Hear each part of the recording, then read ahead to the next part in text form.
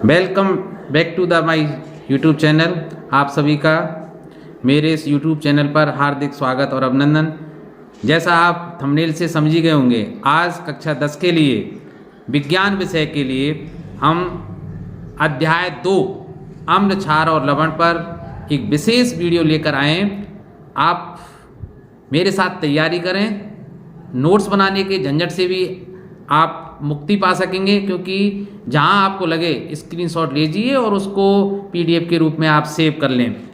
देखिए, सबसे पहले शुरुआत करते हैं हम अम्ल की परिभाषा से।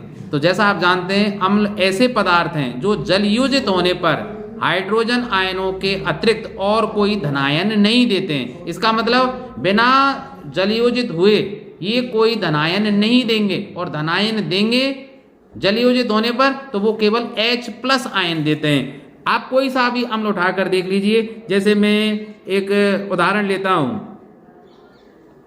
सबसे पहले हाइड्रोक्लोरिक अम्ल का। जैसा आप जानते हैं, हाइड्रोक्लोरिक अम्ल का जो अणुसूत्र है वो HCl होता है। तो देखिए, HCl जब जलयोजित होगा तो H+ Cl- आयन में टूट जाएगा। इसी तरह अगर मैं H2SO4 की बात करूं तो देखिए, H2SO4 बनाएगा 2H+ SO4 -2। इसी तरह अगर मैं बात करूं नाइट्रिक अम्ल की तो HNO3 अम्ल टूट जाएगा H++ NO3-।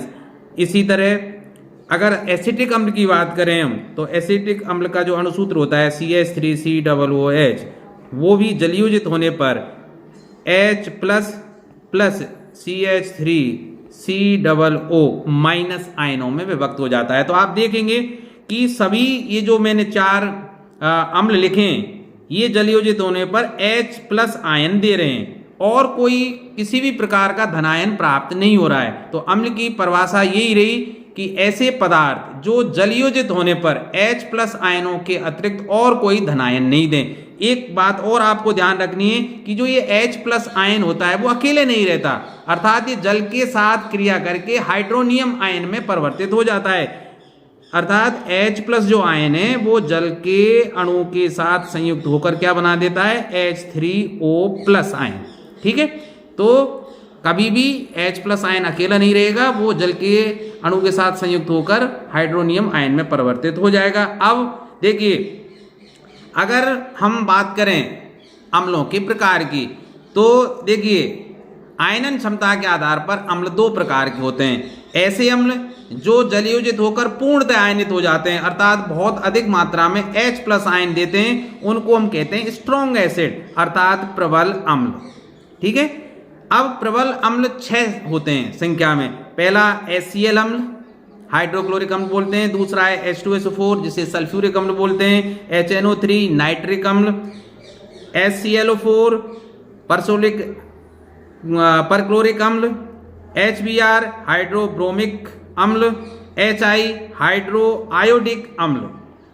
इन 6 जो अम्ल हैं, इनके अतिरिक्त और अम्ल भी होते हैं जो जलयोजित होने पर पूर्णतः आयनित नहीं होते हैं, अर्थात अधिक संख्या में H+ आयन नहीं देते। उनको हम क्या बोलते हैं, दुर्बल अम्ल बोलते हैं। तो देखिए, दुर्बल अम्ल कौन कौन से हैं। एसिटिक अम्ल, अभी मैंने सूत्र इसका बताया था, CH3COOH। कार्बोनिक अम्ल H2CO3, देखिए इसका तो सूत्र होता है CH3COOH, और कार्बोनिक अम्ल का होता है H2CO3। इसी तरह ऑक्जेलिक अम्ल। तो ये जो 3 हैं, ये कैसे हैं, दुर्बल अम्ल हैं। अब देखिए, अगर आपसे पूछे कि भाई अम्ल क्या प्राकृतिक रूप से नहीं पाए जाते, प्राकृतिक रूप से जितने भी हम खाद्य पदार्थ इस्तेमाल करते हैं उनमें कई में अनेकों प्रकार के अम्ल पाए जाते हैं। तो देखिए, जैसे मैं बात शुरुआत करूं टार्टरिक अम्ल, तो टार्टरिक अम्ल कहाँ पाया जाता है, अंगूर और इमली में। ठीक है, तो अंगूर और इमली में से एक ही ऑप्शन आपको मिलेगा, तो इमली आप सही कर दें उसमें। लैक्टिक अम्ल खट्टे दूध में, अर्थात दही में पाया जाता है। फार्मिक अम्ल, जो फार्मिक अम्ल है वो मधुमक्खी या लाल चींटी का जब डंक लग जाता है तो उस जगह पे सूजन आ जाती है, तो इनके डंक में से कौन सा अम्ल निकलता है, फार्मिक अम्ल, जिसे हम मेथोनोइक अम्ल के नाम से भी जानते हैं। इसका IUPAC नाम क्या है, मेथोनोइक अम्ल। ठीक है, एक और होता है नेटल पौधा होता है, इसमें भी एक डंक लगता है जिससे हाथ पर जहां भी लगता है, हाथ या पैर में, तो वहां सूजन आ जाती है। जैसे मधुमक्खियां, लाल चींटी या बर जो भी होती है, इनके खाने से भी सूजन आ जाती है। तो इस सूजन का कारण क्या होता है? फार्मिक अम्ल होता है। इसी तरह भाई अब बात करते हैं हम, हमारा जो पित्त रस है, जैसे हम कोई भोजन ग्रहण करते हैं तो उसको अम्लीय माध्यम में बदलता है। उसको जो अग्नाशय रस बोलें या आमाशय रस बोलें, तो आमाशय रस में वास्तव में क्या होता है? हाइड्रोक्लोरिक अम्ल होता है। कहाँ पाया जाता है? आमाशय में या मानव के पेट में पाया जाता है। ऑक्जेलिक अम्ल जितनी भी पत्तेदार सब्जियां होती हैं, जैसे आपका बथुआ हुआ, बथुआ आप जानते ही हैं, इसके अलावा टमाटर हुआ,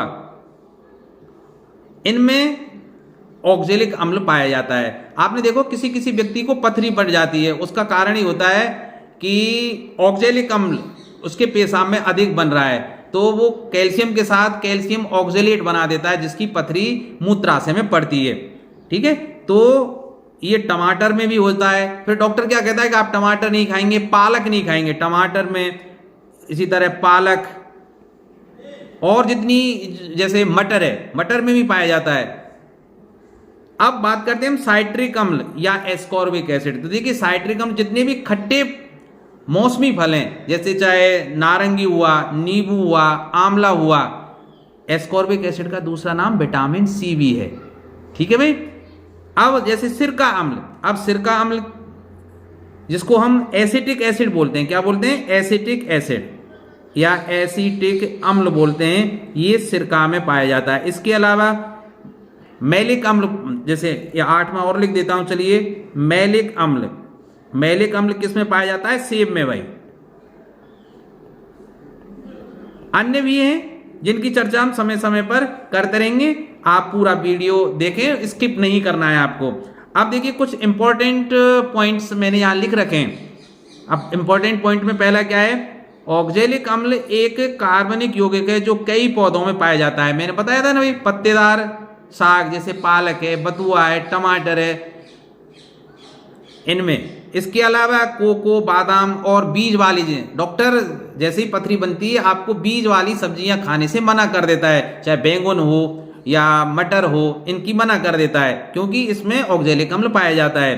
लैक्टिक एसिड जो मैंने अभी बताया था ना, खट्टे दूध या दही में पाया जाता है, एक प्राकृतिक कार्बनिक अम्ल है जो दूध और अन्य खाद्य उत्पादों जैसे मांस और बियर में पाया जाता है।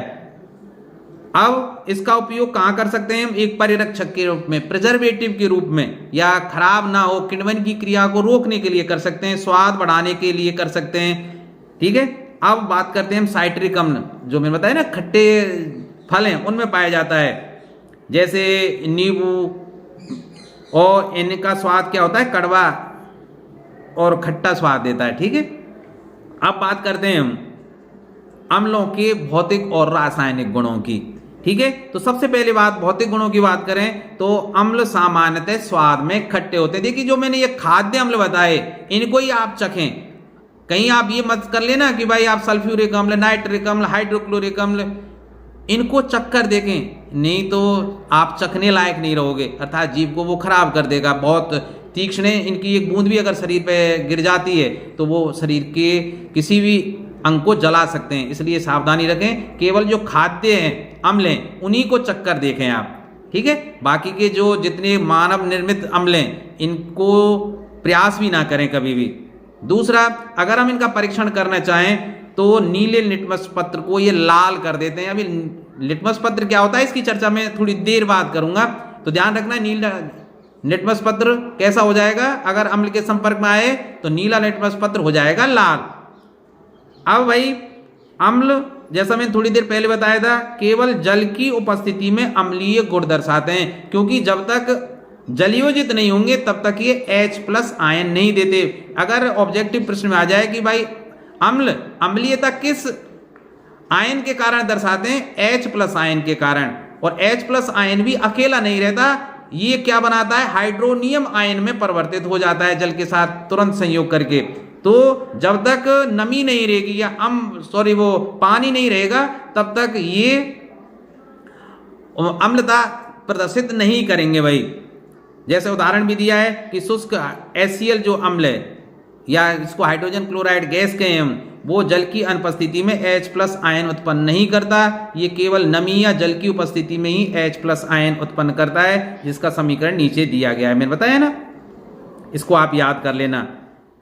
इनका जो जलीय विलयन है वो विद्युत का परिचालन करते हैं, किसके कारण करते हैं? अम्ल जलीय देकर H+ आयन उत्पन्न करते हैं और ये आयन ही विद्युत धारा को परिचालित करते हैं, ध्यान रखना भाई।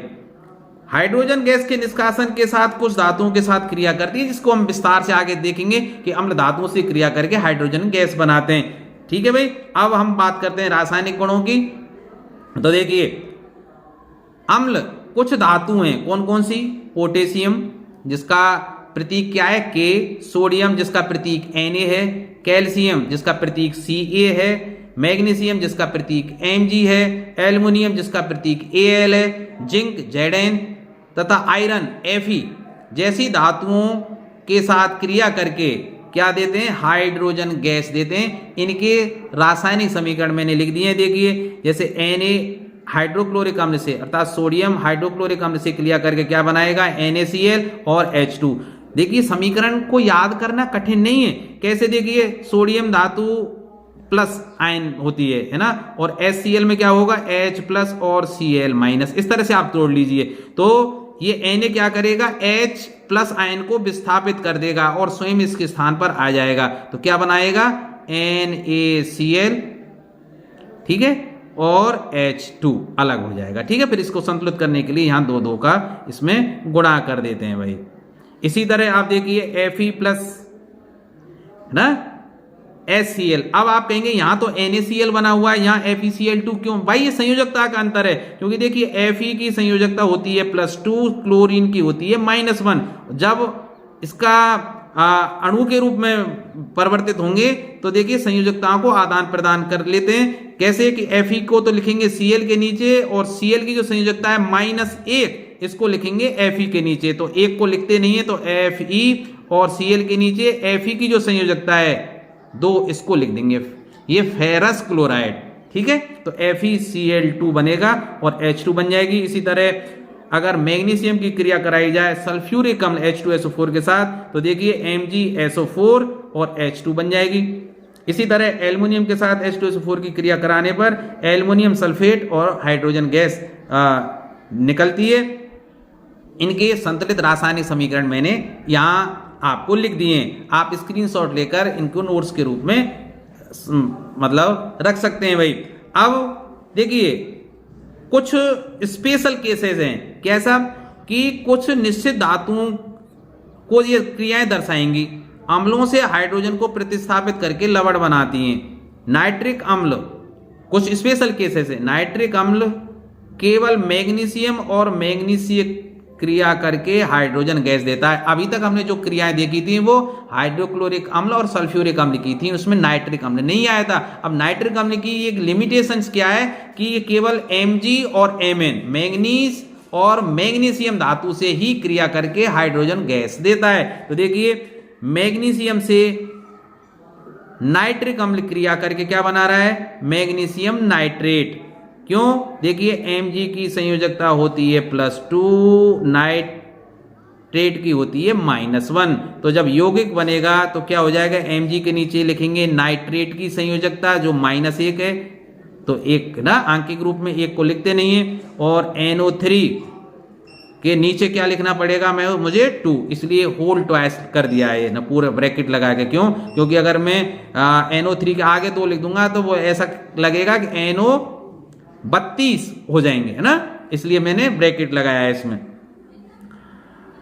अब देखिए, अगला गुण क्या है? हम ये क्षारों के साथ क्रिया करके लवण और जल देते हैं। ये उदासीनीकरण अब क्रिया है, आप इसको अच्छी तरह से जानते हैं। जब हम क्षार का अध्ययन करेंगे इसको हम विस्तार से आगे आपको बता देंगे। चलो मैं आपको बता भी देता हूं, जैसे क्षार का कोई उदाहरण लीजिए, NaOH और हाइड्रोक्लोरिक अम्ल इससे क्रिया करे HCl से, तो देखिए ये प्लस और ये माइनस, ये प्लस और ये माइनस, तो देखिए क्या बन जाएगा? NaCl plus H2O।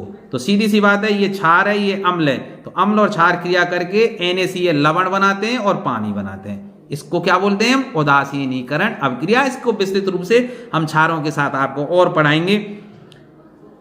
अब सातवां जो पॉइंट है उसको ढंग से पढ़ लें, क्योंकि इस पर प्रश्न आने की पूरी पूरी संभावना रहेगी कि अम्ल कार्बोनेट और हाइड्रोजन कार्बोनेटों के साथ क्रिया करके कार्बन डाइऑक्साइड गैस बनाते हैं, साथ में जल देते हैं। तो देखिए, जैसे पहला यौगिक मैंने लिया है सोडियम कार्बोनेट Na2CO3, ये हाइड्रोक्लोरिक अम्ल से क्रिया करके वो ही बनाएगा ट्वाइस NaCl।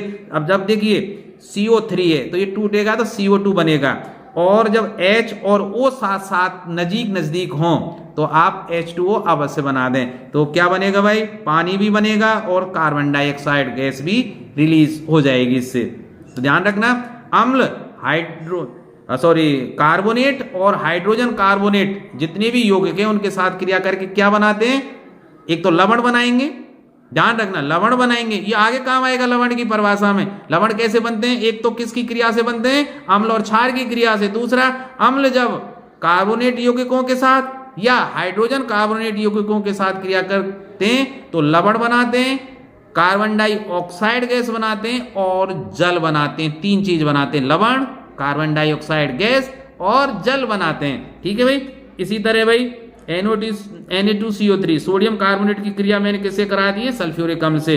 तो सोडियम सल्फेट, पानी और कार्बन डाइऑक्साइड, सीधी सी बात है। कोई भी यौगिक आप लीजिए, हमने से क्रिया करके अगर कार्बोनेट यौगिक है तो यौगिक बनेगा, लवण मतलब लवण बनेगा, और क्या बनेगा? पानी और कार्बन डाइऑक्साइड गैस। इसी तरह कैल्शियम कार्बोनेट के साथ अगर हाइड्रोक्लोरिक अम्ल की क्रिया कराएं तो CaCl2, H2O और CO2 बनेगा। इसी तरह अब देखिए, ये तो सब कार्बोनेट यौगिक थे। अब सोडियम हाइड्रोजन कार्बोनेट, जिसे हम बेकिंग सोडा भी बोलते हैं, या सोडियम जिसको क्या बोलते हैं हम?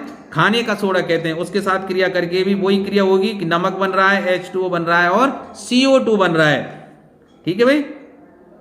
अब देखिए, अम्ल के प्रकार की बात करते हैं। अभी थोड़ी देर पहले मैंने क्या बताया था कि आयनन क्षमता के आधार पर, अर्थात कोई यौगिक कितने H+ आयन देता है उसके आधार पर हमने वर्गीकृत किया था अम्लों को दो भागों में, प्रबल अम्ल और दुर्बल अम्ल। अब देखिए, अम्ल सामान्यतः चार प्रकार के होते हैं। किस किस आधार पर? एक तो देखिए खनिज अम्ल, है ना, जिस अम्ल की प्राप्ति खनिजों से होती है उसे खनिज अम्ल कहते हैं। तो बताया था ना H2SO4 है, इसको हम मतलब सीधी सी जो समझ लीजिए, जो मानव निर्मित अम्ल हैं वो खनिज अम्ल हैं, और जो खाद्य पदार्थों और जीवों से प्राप्त होते हैं वो कार्बनिक अम्ल हैं। ठीक है, ऐसे याद रख लीजिए। तो देखिए, सल्फ्यूरिक अम्ल खनिज अम्ल में आएगा, हाइड्रोक्लोरिक अम्ल खनिज अम्ल में आएगा, नाइट्रिक अम्ल है वो भी खनिज अम्ल में आएगा।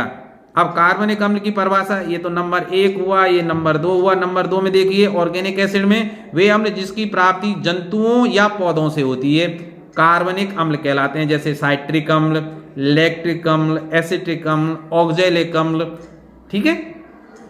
अब ऑक्सी अम्ल, ये नंबर 3, जिस अम्ल में हाइड्रोजन और ऑक्सीजन दोनों ही हों, ऐसा अम्ल जिसमें हाइड्रोजन और ऑक्सीजन दोनों ही विद्यमान हो उसे ऑक्सी अम्ल कहते हैं, जैसे सल्फ्यूरिक अम्ल। अब देखिए, इसमें हाइड्रोजन भी है और ऑक्सीजन भी है। नाइट्रिक अम्ल, जिसमें हाइड्रोजन भी है और ऑक्सीजन भी है।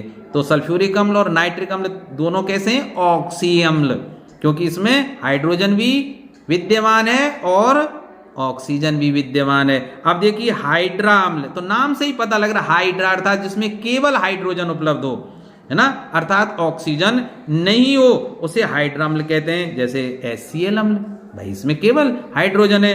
हाइड्रोजन ब्रोमाइड, HBr अम्ल, HF अम्ल, ठीक है, HI अम्ल, ये सब कैसे हैं भाई? हाइड्रा अम्ल कहलाते हैं। तो चलते हैं अब हम अपने नेक्स्ट टॉपिक जो पार्ट का था वो क्या था? क्षार, वेस क्या है भाई? तो ऐसे पदार्थ जो जलयोजित होने पर हाइड्रोक्सिल आयनों के अतिरिक्त और कोई ऋणायन ना दें। तो ध्यान रखिए, देखिए भाई परिभाषा बहुत सरल है।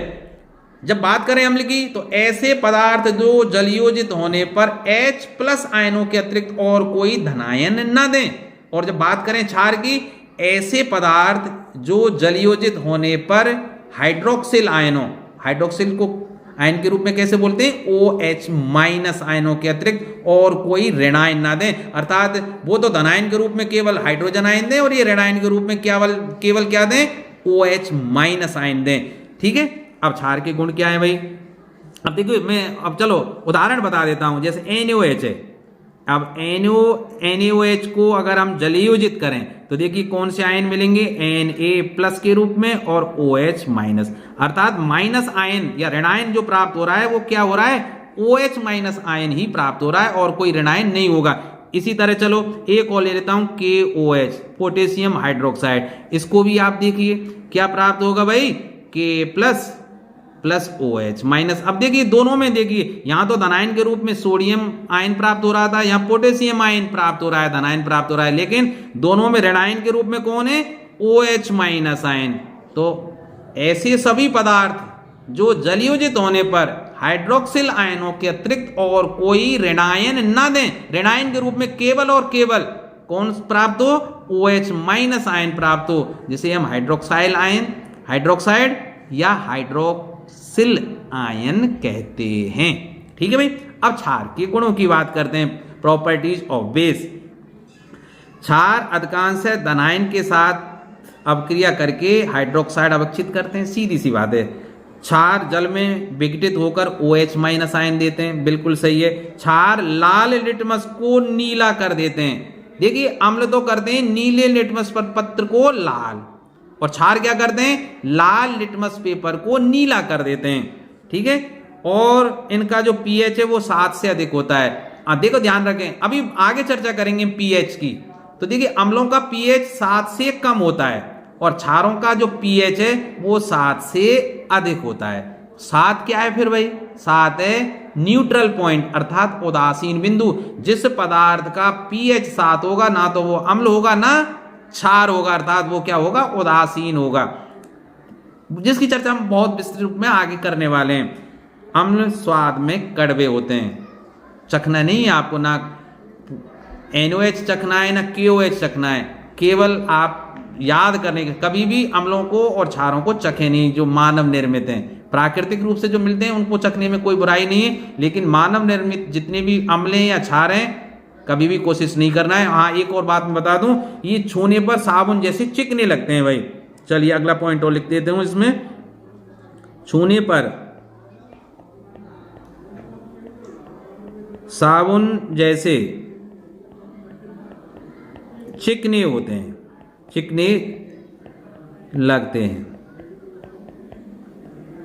ठीक है, अब उसी तरह भाई जैसे किसी बिलियन में कितने हाइड्रोजन आयन, अगर अधिक मात्रा में हाइड्रोजन आयन रिलीज करता है कोई अम्ल तो वो प्रबल अम्ल हुआ, और अगर कम मात्रा में H+ आयन रिलीज करता है तो वो दुर्बल अम्ल हुआ। इसी तरह अगर कोई पदार्थ जलयोजित होकर बहुत अधिक संख्या में OH आयन रिलीज करता है, छोड़ता है, निष्कासित करता है, तो वो प्रबल क्षार होगा, और जो क्षार कम मात्रा में OH माइनस आयन देता है वो दुर्बल क्षार कहलाएगा। तो देखिए दुर्बल और प्रबल क्षार की चर्चा कर लेते हैं। स्ट्रॉन्ग बेस क्या है, वह पदार्थ जो जल में पूर्णतः विघटित होकर हाइड्रोक्साइड आयन या हाइड्रोक्सिल आयन मुक्त करते हैं, प्रबल क्षार कहलाते हैं। जैसे NaOH और BaOH का होल ट्वाइस, NaOH KOH, देखिए NaOH भी जलयोजित होकर Na+ और OH जो मैंने अभी बताया था। इसी तरह KOH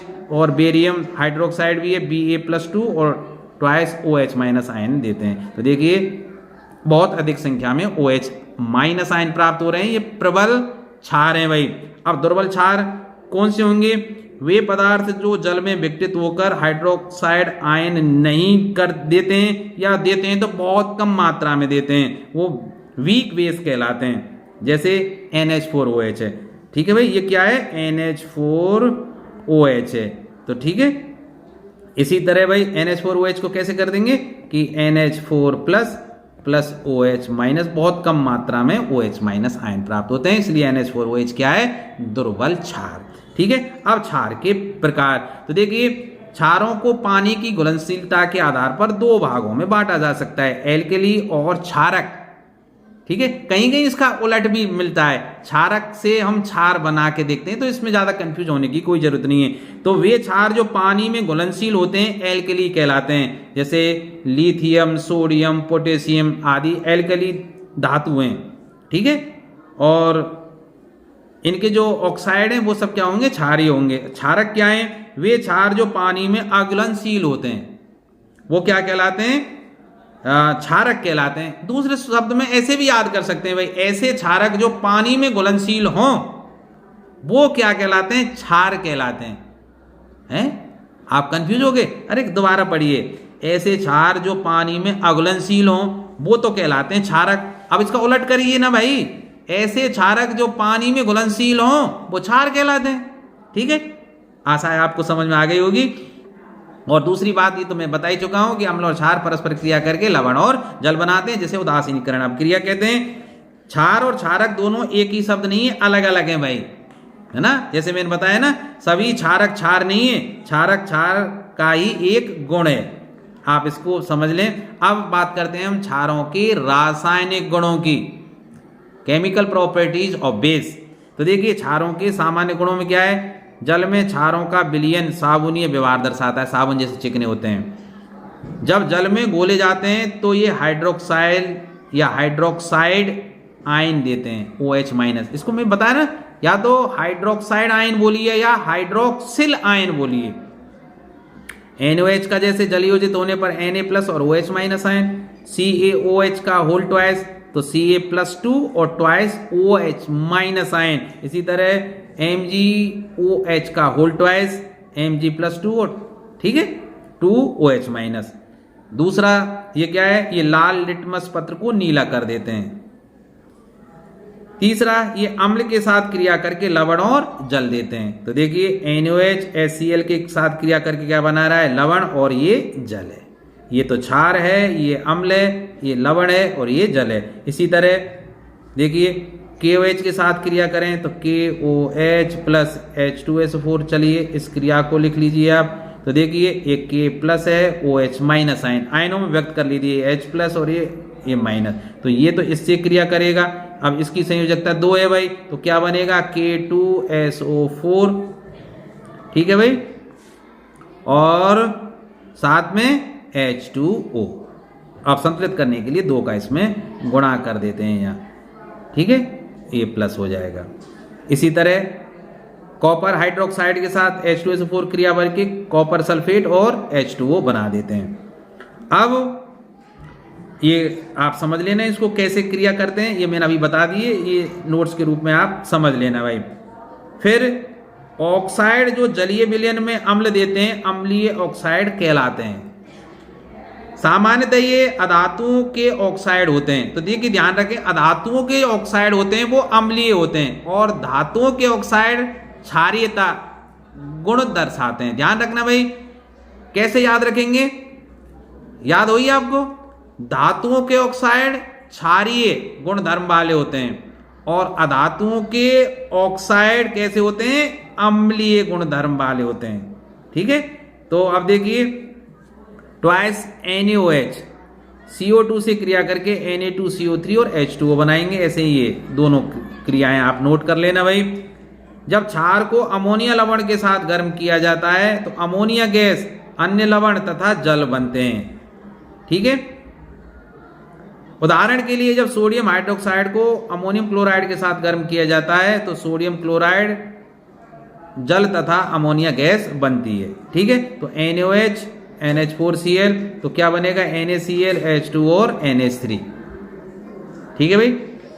अब क्षार कुछ निश्चित लवणों के साथ क्रिया करके अन्य लवण और अन्य क्षार देते हैं। जैसे NH4OH को एल्युमिनियम सल्फेट के विलयन में मिलाया जाए तो अमोनियम सल्फेट और एल्युमिनियम हाइड्रो ऑक्साइड बनते हैं। 6NH4OH Al2SO4 का है ना, और थ्राइस यहाँ 3 होना चाहिए था भाई, प्रिंटिंग मिस्टेक है, सॉरी। तो क्या बनेगा, एल्युमिनियम, देखिए अब फिर आयन, ये प्लस आयन है, ये माइनस आयन है, ये प्लस आयन है, ये माइनस आयन है। तो देखिए NH4 तो किससे क्रिया करेगा, सल्फेट से, तो NH4 का होल है ना ट्वाइस और ये SO, क्यों, क्योंकि सल्फेट की संयोजकता 2 होती है NH4 की। देखिए सोचिए, आप ऐसा मत सोचें कि सर ये क्या बन गया, देखिए NH4 की संयोजकता होती है +1 और सल्फेट की होती है SO4-2। तो जब यौगिक बनेगा तो क्या बनेगा भाई, NH4 के नीचे लिखा जाएगा 2, क्योंकि सल्फेट की संयोजकता कितनी है 2, तो इसको लिखेंगे होल ट्वाइस करके। और SO4 के नीचे क्या लिखा जाएगा, NH4 की संयोजकता जो 1 है, 1 को लिखते नहीं है। तो इस तरह से बन गया भाई।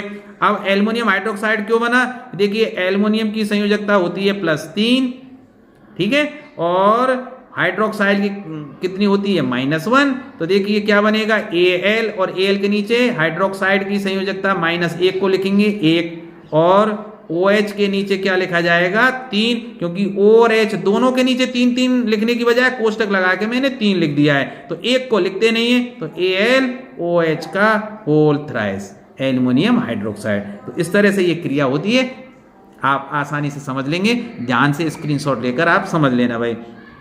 अब एक बहुत ही महत्वपूर्ण टॉपिक की चर्चा करते हैं, वो है सूचक।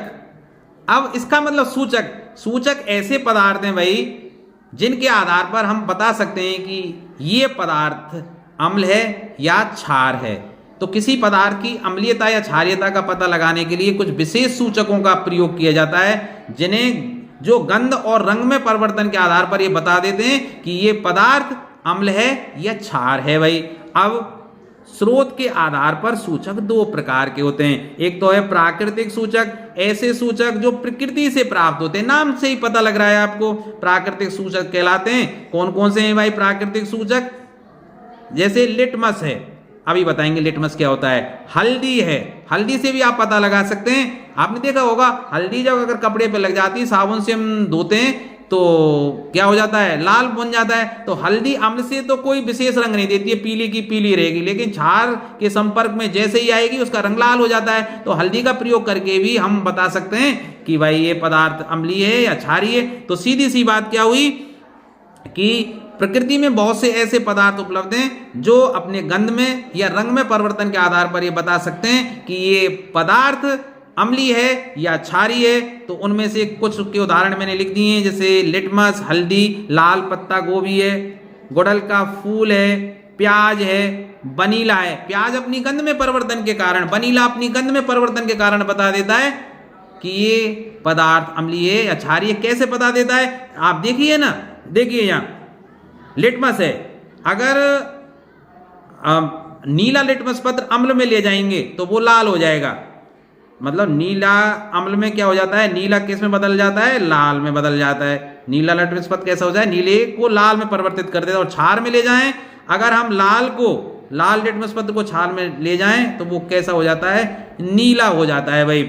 इसी तरह हल्दी है, मैंने बताया था ना, हल्दी को अगर अम्लीय माध्यम में ले जाया जाए तो वो पीली की पीली रहेगी, अर्थात उसके रंग में परिवर्तन नहीं होगा। लेकिन क्षारीय माध्यम में हल्दी लाल रंग में परिवर्तित हो जाती है। इसी तरह लाल पत्ता गोभी है, वो अम्ल में तो गुलाबी रहेगी, लेकिन हरे या पीले रंग में परिवर्तित हो जाती है क्षार में। तो लाल पत्ता गोभी के आधार पर भी हम बता सकते हैं कि ये पदार्थ अम्लीय है या क्षारीय है। इसी तरह गुड़हल का फूल है ना, इसके आधार पर चुकंदर का रस है। प्याज है, प्याज की बात करें हम तो प्याज अम्लीय माध्यम में तो गंध रहती है, लेकिन जैसे ही क्षारीय माध्यम में प्याज को ले जाते हैं उसकी गंध गायब हो जाती है प्याज से, ठीक है। इसी तरह वनीला है, वनीला सेम वो है कि अम्लीय माध्यम में तो उसकी गंध रहती है जैसी की जैसी, लेकिन जैसे ही क्षारीय माध्यम में जाते हैं, वनीला को ले जाते हैं, वो उसकी गंध गायब हो जाती है। तो ये तो सब क्या है, प्राकृतिक सूचक हैं।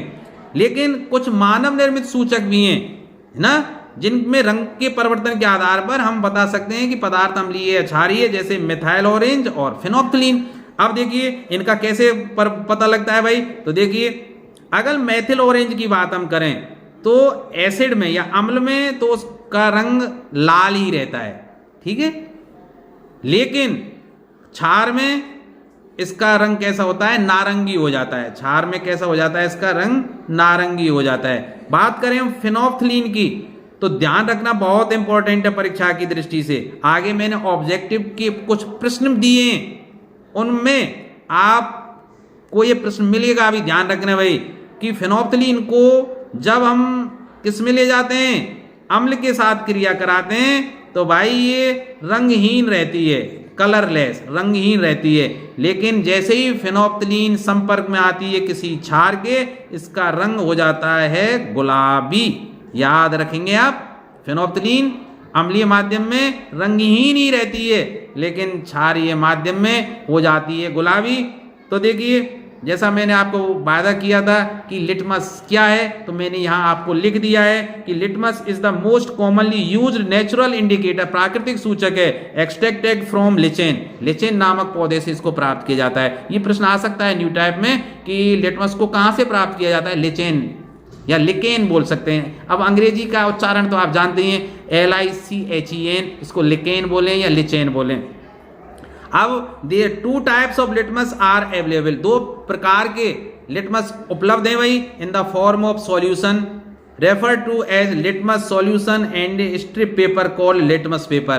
तो भाई जब लिटमस पेपर की एक स्ट्रिप होती है उसको हम डुबो कर बना लेते हैं, जब नीले में डुबो कर बना देते हैं उसको नीला लिटमस पर बोतलें, और जब लाल में डुबो कर बना लेते हैं वो लाल कहलाती है। Asset turns blue, litmus red.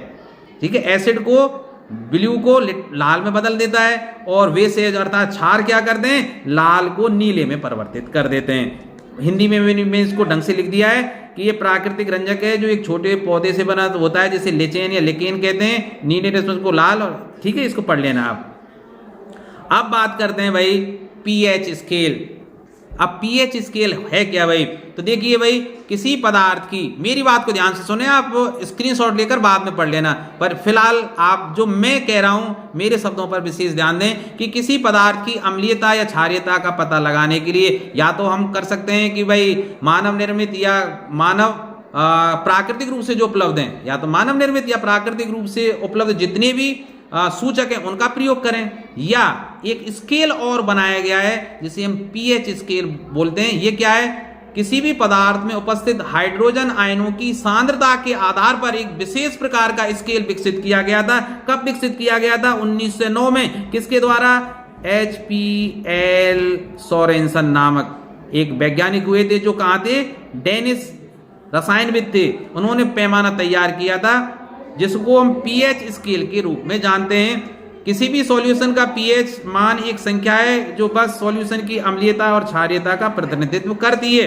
किसी भी विलयन का पीएच मान संख्यात्मक रूप से हाइड्रोजन आयन की विलोम के लघुगणक के बराबर होता है। मतलब मैं बता देता हूं क्या होता है वास्तव में, पीएच है वो क्या होता है, लॉग ऑफ लघुगणक होता है किसका, हाइड्रोजन आयनों की सांद्रता के व्युत्क्रम के। अब आप जानते हैं कि हर से अंश में अगर मैं H+ आयन को ले जाऊं तो इसका चिन्ह बदल जाएगा, तो इसको क्या लिख सकता हूं, -log H+, अर्थात हाइड्रोजन आयनों के ऋणात्मक लॉग को कैसे कह सकता हूं, हाइड्रोजन आयनों के ऋणात्मक लॉग को किसी पदार्थ का पीएच मापक्रम कहते हैं। तो जैसे अब देखो ध्यान, कंफ्यूजन की स्थिति कहां बनेगी, अगर परिभाषा में पूछे कि पीएच स्केल क्या है तो आप कैसे कहेंगे, किसी पदार्थ की अम्लीयता या क्षारीयता का पता लगाने के लिए एक विशेष प्रकार के स्केल का प्रयोग किया जाता है जिसे पीएच स्केल कहते हैं। और अगर पूछ ले कि पीएच क्या है, किसी पदार्थ की पीएच क्या है, तो पीएच क्या है भाई, उस पदार्थ में उपस्थित हाइड्रोजन आयनों की सांद्रता का ऋणात्मक लॉग, लॉग को मतलब लघुगणक। ठीक है भाई, किसी पदार्थ में उपस्थित हाइड्रोजन आयनों के ऋणात्मक लघुगणक को हम उस पदार्थ का पीएच बोलते हैं। ठीक है भाई, अब देखिए पीएच पैमाना एक विशेष प्रकार का मैं बता ही दिया पैमाना, इसमें 7 को न्यूट्रल पॉइंट माना जाता है। जैसे ये 7 है भाई, 7 को क्या माना जाता है, न्यूट्रल अर्थात उदासीन बिंदु माना जाता है। अब 7 से ध्यान रखना, 7 से जब बढ़ते जाएंगे कहां तक, 14 तक, तो इसका मतलब क्षारीयता बढ़ती जाएगी। इसका मतलब अगर 7 से किसी पदार्थ की पीएच का मान 14 के बीच में है, 7 से 14 के बीच में है, तो वो पदार्थ क्या कहलाएगा, क्षारीय। मतलब जैसे जैसे 7 है और 1 का 8 है तो 8 अधिक क्षारीय हुआ, 9 जिसकी पीएच है वो अधिक क्षारीय होगा, 10 जिसकी पीएच है उसका अधिक क्षारीय होगा। इसी तरह अगर 7 से पीएच घटकर कहां तक पहुंचे, 0 तक पहुंचे, तो अम्लीयता बढ़ती है। तो इसका मतलब सर्वाधिक अम्लीयता किस पीएच वाले पदार्थ की होगी, जिसका पीएच 0 है। जीरो है उसकी सर्वाधिक अम्लीयता होगी, और जैसे जैसे पीएच का मान बढ़ेगा, जैसे 1 है वो कम अम्लीय होगा, 2 उससे कम अम्लीय होगा, और 7 पर आके वो कैसे हो जाता है, उदासीन हो जाता है। अब बात करते हैं क्षारीयता, तो सर्वाधिक क्षारीय पदार्थ की पीएच कितनी हो सकती है, 14। अब मैं आपसे पूछूं कि एक पदार्थ की पीएच 8.4 है तो वो अम्लीय होगा या क्षारीय? सीधी सी बात है, क्षारीय होगा, क्योंकि 7 से अधिक है। और एक पदार्थ की जैसे 5.5 है तो वो पदार्थ क्या होगा, अम्लीय, क्योंकि उसकी पीएच 7 से कम है। अब मैंने यहाँ कुछ पदार्थों की पीएच लिख दिए जो दैनिक जीवन में उपयोग में आते हैं। जैसे दूध की जो पीएच है वो 6 से के लगभग रहती है। पानी जो है ना उदासीन होता है या फिल्टर पानी होता है उसकी पीएच 7 के लगभग मानी जाती है। ब्लड की हमारे 7.8 के लगभग होती है तो वो 8 वाले ग्रुप में रख दिया है। इसी तरह साबुन की, ड्रेन क्लीनर की, बैटरी में प्रयुक्त अम्लों की जैसे मैंने यहाँ 0 लिख दिया है। पेट का जो अम्ल होता है, तेजाब होता है, इसकी जो पीएच है वो 1.2 के लगभग होती है। इसी तरह सिरका है उसकी 3.2 के लगभग होती है। कॉफी भी अम्लीय होती है। तो इनको आप याद कर लेना। और आपकी सुविधा के लिए मैंने एक बहुत, आप कहेंगे अच्छा काम किया है क्या, कि हमारे दैनिक जीवन में जो आम पदार्थ हैं उनके पीएच के मान मैंने लिख दिए। ये बहुत महत्वपूर्ण है परीक्षा की दृष्टि से, कुछ के मान आप याद कर लेना। जैसे यहाँ ये सांद्र HCl है भाई, ये इसको आप ऐसे याद कर लीजिए। सांद्र HCl की जो पीएच क्या होती है वो 0 होगी, क्योंकि एब्सोल्यूट एसिड है वो। इसी तरह अगर जो तनु HCl है, तनु HCl है उसकी 1 के लगभग होगी। आमाशय का जो पीएच है वो 1.4 के लगभग होता है। नींबू रस का 2.5 होता है। सिरका का पीएच 4 के लगभग होता है। टमाटर का रस 4.1 पीएच वाला होता है। अर्थात सभी अम्लीय है। कॉफी भी अम्लीय होती है। तो ध्यान रखना, जिनके एसिड बनता हो पेट में और अम्लीयता की शिकायत हो वो कॉफी ना पिए, क्योंकि इट इज एसिडिक। इसी तरह सॉफ्ट ड्रिंक जो भी पीते हैं वो भी एसिडिक होती है, अम्लीयता बढ़ाती है। और लोग क्या सोचते हैं कि भाई जिसके एसिड बन रहा है वो कोल्ड ड्रिंक पी लें जिससे एसिड, अरे वो कार्बन डाइऑक्साइड गैस निकलती है, जबकि उल्टा है, ये और तुम्हारी एसिडिटी को बढ़ाएगा। क्योंकि सॉफ्ट ड्रिंक या जो शीतल पेय है, कोल्ड ड्रिंक है, उसकी पीएच लगभग 6 के लगभग होती है। दूध की जो पीएच है वो 6.5 होती है। शुद्ध जल की पीएच 7 के लगभग है। इसी तरह भाई लार भोजन से पहले उसकी 7.4 होती है। भोजन के बाद की लार की 5.8 हो जाती है। रक्त की पीएच बहुत इंपॉर्टेंट, बहुत पूछते हैं इसको। रक्त की पीएच कितनी होती है, 7.4। अर्थात रक्त हमारा लगभग क्या होता है, क्षारीय होता है, थोड़ा सा क्षारीय होता है। इसी तरह टूथपेस्ट 8 होती है। अब ध्यान रखना भाई, आप कहेंगे सर टूथपेस्ट की क्षारीय जो पीएच है वो 8 होने का क्या तुक है? देखिए ध्यान रखिए, जब हम अन्न खाते हैं तो वो हमारे दांतों के जो मध्य जो रिक्त स्थान होता है उसमें फंस जाता है, और इसके सड़ने के कारण अम्लीय पदार्थ उत्पन्न होते हैं, अम्लीयता उत्पन्न होती है।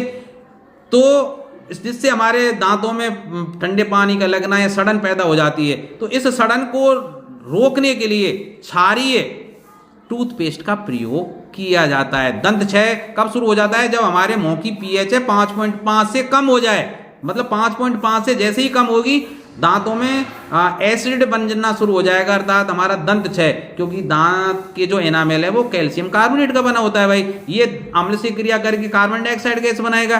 तो दांतों में छेद होना, पानी लगना, उसकी एनामेल खराब होना शुरू हो जाता है। तो ऐसे टूथपेस्ट का प्रयोग करना होता है जो कैसा हो, क्षारीय। तो टूथपेस्ट की पीएच क्या होती है, 8 होती है, अर्थात क्षारीय होती है। क्योंकि 7 से ज्यादा पीएच का मतलब उस पदार्थ की क्षारीयता है वो पदार्थ। बेकिंग सोडा का घोल 8.5 पीएच लिए होता है। Washing soda 9। और मिल्क ऑफ मैग्नीशिया, ध्यान रखना, इस मिल्क ऑफ मैग्नीशिया इसका सूत्र क्या है पता है आपको, MgOH का होल ट्वाइस। प्रश्नों में इसको भी बहुत ज्यादा पूछते हैं। ये वही पदार्थ है जिसको आप सिरप के रूप में लेते हैं। कब लेते हैं, जब आपके पेट में एसिडिटी बनना शुरू हो जाती है, तेजाब बनना आपके पेट में शुरू हो जाता है। तो डॉक्टर आपको डाइजीन जेल या जेलुसिल MPS, मेटासेडेम ऐसी कुछ दवाइयां प्रेस्क्राइब करता है। उसमें क्या होता है, मिल्क ऑफ मैग्नीशिया। आप पढ़ के देखना, ड्राइड एल्युमिनियम हाइड्रोक्साइड और मिल्क ऑफ मैग्नीशिया, अर्थात मैग्नीशियम हाइड्रोक्साइड उसमें मिलेगा। आप उसका फॉर्मूला या इंग्रेडिएंट को पढ़ के जरूर देख लेना। इसी तरह तनु सोडियम हाइड्रोक्साइड NaOH का जो पीएच है वो 13 के लगभग होता है, और सांद्र सोडियम हाइड्रोक्साइड का होता है 14। ध्यान रखना, सांद्र NaOH का पीएच 14 और सांद्र HCl का क्या होता है, 0। इसका मतलब पीएच जो पैमाना है उसका मान कितने से कितने के बीच में होता है? 0 से 14 के बीच होता है। इसकी जो रेंज क्या है पीएच स्केल की? 0 to 14, और मिडिल पॉइंट क्या है? 7, विच इज न्यूट्रल पॉइंट। अब मैंने यहाँ जो कुछ बोला है उसको मैंने लिख दिया है कि उदासीन घोल का पीएच कितना होता है? 7। अर्थात उदासीन घोल में अगर हम कोई लिटमस पेपर ले जाऊंगा तो वो उसके कलर में कोई परिवर्तन नहीं होगा। अर्थात नीले को ले जाएंगे नीला रहेगा, लाल है तो लाल ही रहेगा। अम्लीय घोल क्या माना जाएगा? ऐसा घोल जिसका पीएच 7 से कम हो, लेस देन 7 हो। जब कभी किसी घोल का पीएच 7 से कम होता है तो अम्लीय प्रकृति का होगा। ये नीले लिटमस पत्र को लाल में बदलेगा और मिथाइल ऑरेंज को गुलाबी और फेनोल्फ्थलीन को रंगीन कर देता है। ये मैं पहले ही बता चुका हूं। देखिए ध्यान रखना, फेनोल्फ्थलीन अम्लीय माध्यम में रंगीन रहती है, क्षारीय माध्यम में गुलाबी हो जाती है। इसी तरह क्षारीय माध्यम की बात करें, क्षारीय घोलों की, तो उसका पीएच 7 से अधिक होता है। जब कभी किसी घोल का पीएच 7 से अधिक हो तो वह क्षारीय प्रकृति का होगा और लाल लिटमस पत्र को नीले रंग में, मिथाइल ऑरेंज को पीला कर देगा और फेनोल्फ्थलीन को गुलाबी कर देगा। अब मैंने अम्ल क्षार आपको पढ़ा दिए। अब अम्ल क्षार पर जितने भी आपके ऑब्जेक्टिव प्रश्न हो सकते हैं उनको अब हम करके देखते हैं। तो देखिए पहला प्रश्न है, हमारे उदर में कौन सा अम्ल उत्पन्न करता है? तो आपको पता ही हमारे उदर में पित्तरस के रूप में कौन सा अम्ल होता है? हाइड्रोक्लोरिक अम्ल होता है। ठीक है भाई, तो इसमें ऑप्शन क्या आ जाएगा? सा। अब देखिए दूसरा प्रश्न, आप देखिए तनु अम्ल से अवक्रिया कर कौन सा पदार्थ CO2 उत्पन्न नहीं करेगा? आप जानते हैं भाई, तनु अम्ल से क्रिया करके कोई भी कार्बोनेट अयस्क हो या कार्बोनेट यौगिक हो वो कार्बन डाइऑक्साइड गैस बनाएगा। अब जैसे संगमरमर है भाई और चूना, देखिए संगमरमर का सूत्र क्या होता है? CaCO3। HCl से क्रिया करा दीजिए, क्या बनाएगा? CaCl2 plus CO2 plus H2O। तो इसका मतलब देखिए कि भाई संगमरमर ने तो CO2 बना दिया। पूछ क्या रहा है? CO2 नहीं बनाएगा, CaO। इसी तरह भाई कैल्शियम ऑक्साइड, भाई ये भी HCl से क्रिया करके क्या बनाएगा? CaCl2 plus H2O। और अब देखिए इसमें CO2 इसमें नहीं बन रही है ना भाई, H2O, तो CO2 तो नहीं बनेगा इसमें। तो यही इसमें आंसर है, चूना। ये बिना बुझा हुआ चूना, चूना पत्थर। ठीक है भाई, और ये मीठा सोडा, मीठा सोडा किसको बोलते हैं? सोडियम बाइकार्बोनेट को। तो इसमें ऑप्शन बा हो जाएगा। अब देखिए रक्त का पीएच का मान होता है, अभी बताया था मैंने, रक्त का जो पीएच है वो कितना होता है? 7.4 होता है, हल्का क्षारीय प्रकृति का होता है।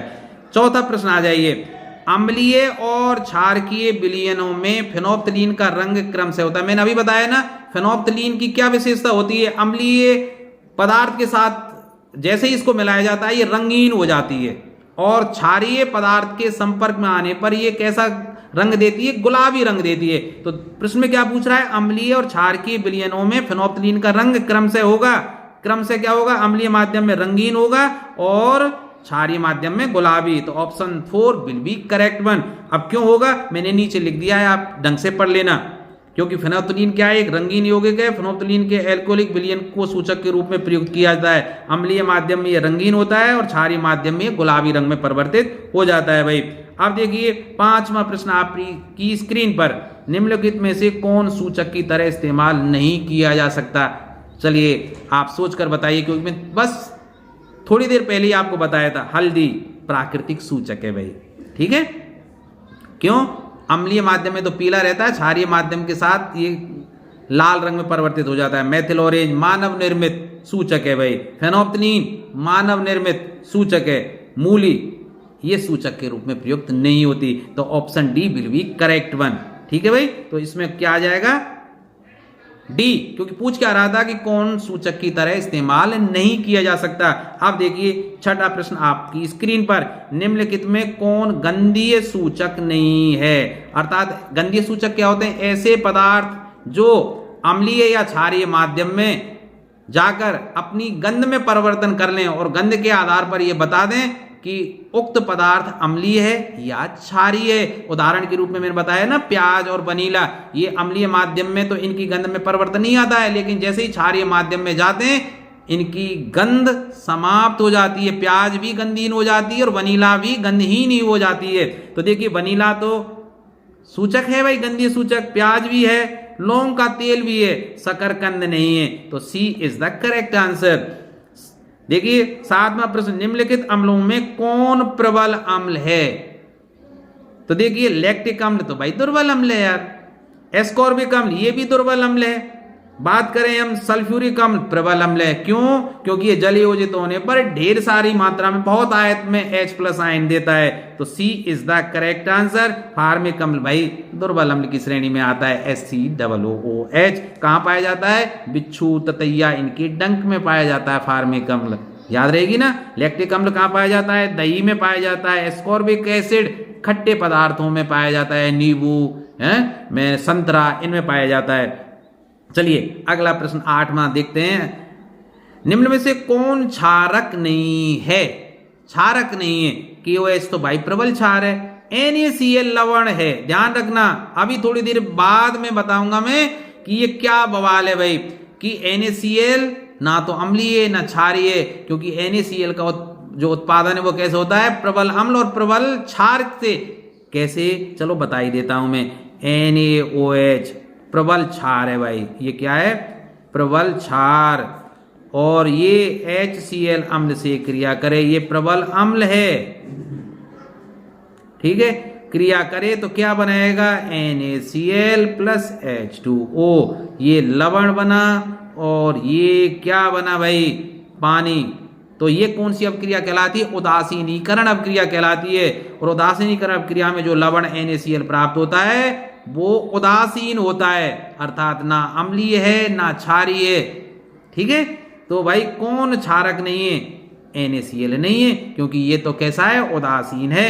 एल्युमिनियम हाइड्रोक्साइड क्षारीय है, जिंक ऑक्साइड भी क्षारीय है।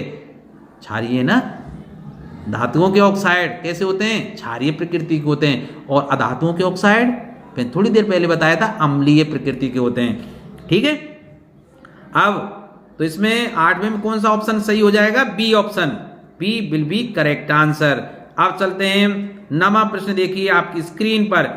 अधिकांश अंगूरों में कौन सा अम्ल मौजूद होता है? तो देखिए हाइड्रोक्लोरिक अम्ल तो खनिज अम्ल है भाई, सल्फ्यूरिक अम्ल भी खनिज अम्ल है, मानव निर्मित अम्ल है, तो ये तो ऑप्शन हो ही नहीं सकता, क्रॉस। नाइट्रिक और सल्फ्यूरिक अम्ल ये भी खनिज अम्ल है, क्रॉस, मानव निर्मित है। टार्ट्रिक और मैलिक अम्ल, सीधी सी बात है भाई, टार्ट्रिक अम्ल किसमें पाया जाता है? इमली में। और मैलिक अम्ल पाया जाता है सेब में, लेकिन अंगूर ऐसा पदार्थ है जिसमें ये दोनों अम्ल पाए जाते हैं। तो third option will be correct answer. Acetic अम्ल आपको पता है सिरका में पाया जाता है। नाइट्रिक अम्ल तो मानव निर्मित है, अर्थात खनिज अम्ल है। तो ये ऑप्शन तो ये भी नहीं होगा, तो option third is the correct one. मैंने आपकी सुविधा के लिए देखिए इसको लिख भी दिया है कि टार्ट्रिक और मैलिक अम्ल वे अम्ल हैं जो अधिकांश अंगूरों में मौजूद होते हैं। शराब की तैयारी के लिए अंगूर सबसे अधिक कच्चा माल है। अमीनो अम्ल सहित कई अन्य जैविक अम्ल और रस भी शराब में पाए जाते हैं। अंगूर में मौजूद कुल अम्ल का टार्ट्रिक और मैलिक अम्ल 90% होता है, ठीक है। आप देखिए 10वां प्रश्न आपकी स्क्रीन पर। अम्लीय वर्षा का pH मान कितना होता है? अम्लीय वर्षा, देखिए जब वर्षा हो रही है उस गिरने वाले पानी का अगर pH का मान 5.6 से कम हो जाए, ध्यान रखना भाई, उसका pH कितना हो भाई, आप याद रखना 5.6 से कम होगा तभी तो अम्लीयता बढ़ेगी जीरो की तरफ। अगर 5.6 से ज्यादा हुआ तो वो उदासीन की तरफ बढ़ जाएगा और 7 से अधिक होने पर वो क्षारीय हो जाएगा। पूछ क्या रहा है? अम्लीय वर्षा, अर्थात अम्लता बढ़नी चाहिए, इसका मतलब 5.6 से कम वाला ऑप्शन सही है। तो बंधु 1 इज द करेक्ट आंसर। और आपको अधिक पढ़ना है तो यहां पढ़ लीजिए भाई कि अम्लीय वर्षा एक रासायनिक प्रक्रिया है। जब कब शुरू होती है? जब वातावरण में सल्फर डाइऑक्साइड अर्थात SO2 और नाइट्रोजन के ऑक्साइड हवा में मुक्त होते हैं। वो कैसे? प्रदूषण के कारण, जैसे वाहनों से निकलने वाली धुआं, तो इसमें sulphur dioxide, hydrogen sulphide, nitrous oxide, ये अनेकों गैसें होती हैं जो वायुमंडल में चली जाती हैं। अब ये वायुमंडल में पहुंचकर वर्षा के जल से वायु मिलकर जमीन पर बरसती हैं, तो ये इसकी क्या होती है, अम्लता होने के कारण ये पृथ्वी को खराब करती है, संगमरमर से बने हुए या चूने के पत्थर से बने हुए मकानों को खराब कर देती है। तो अनेकों इससे पृथ्वी की जो उर्वरक क्षमता है वो भी नष्ट हो जाती है, तो बहुत हानिकारक है। वैसे आप इसमें पढ़ लेना भाई, ठीक है।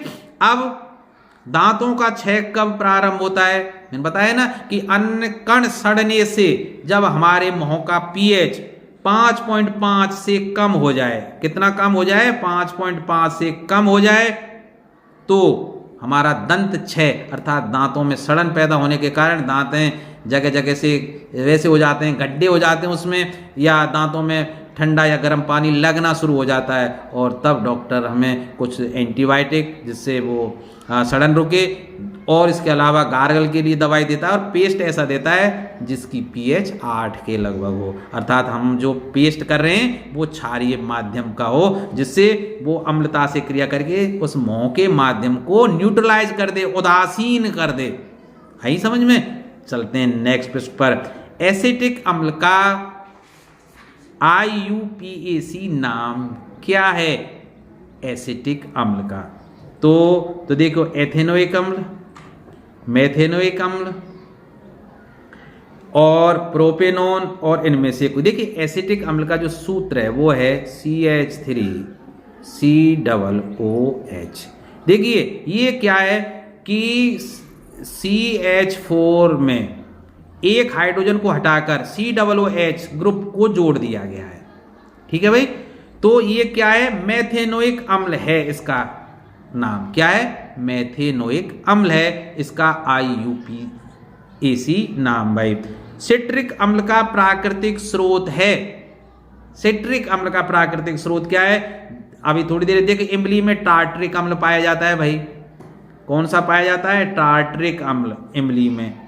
टमाटर में कौन सा पाया जाता है, टमाटर और पालक में ऑक्जेलिक अम्ल। कौन सा, ऑक्जेलिक अम्ल। ये याद रखने भाई, आपको कई बार रिपीट करा चुका हूं मैं। संतरा और नींबू खट्टे फलों में साइट्रिक अम्ल या सिट्रिक अम्ल, जो भी आपके हैं, सिट्रिक अम्ल पाया जाता है। और भाई दही में क्या पाया जाता है, लैक्टिक अम्ल, ठीक है। आशा है आपको याद हो गया होगा, तो option C will be correct here. 14वां प्रश्न देखिए, जल के अम्लीय और क्षारीय विलयन किसके कारण विद्युत के सुचालक होते हैं? तो देखिए, जैसे ही अम्ल जलयोजित होंगे कौन सा देंगे, H+ आयन। क्षारीय पदार्थ जलयोजित होने पर कौन सा देते हैं, OH- आयन। तो क्षारीय और अम्लीय दोनों ही पदार्थ विद्युत के सुचालक होते हैं भाई इनके।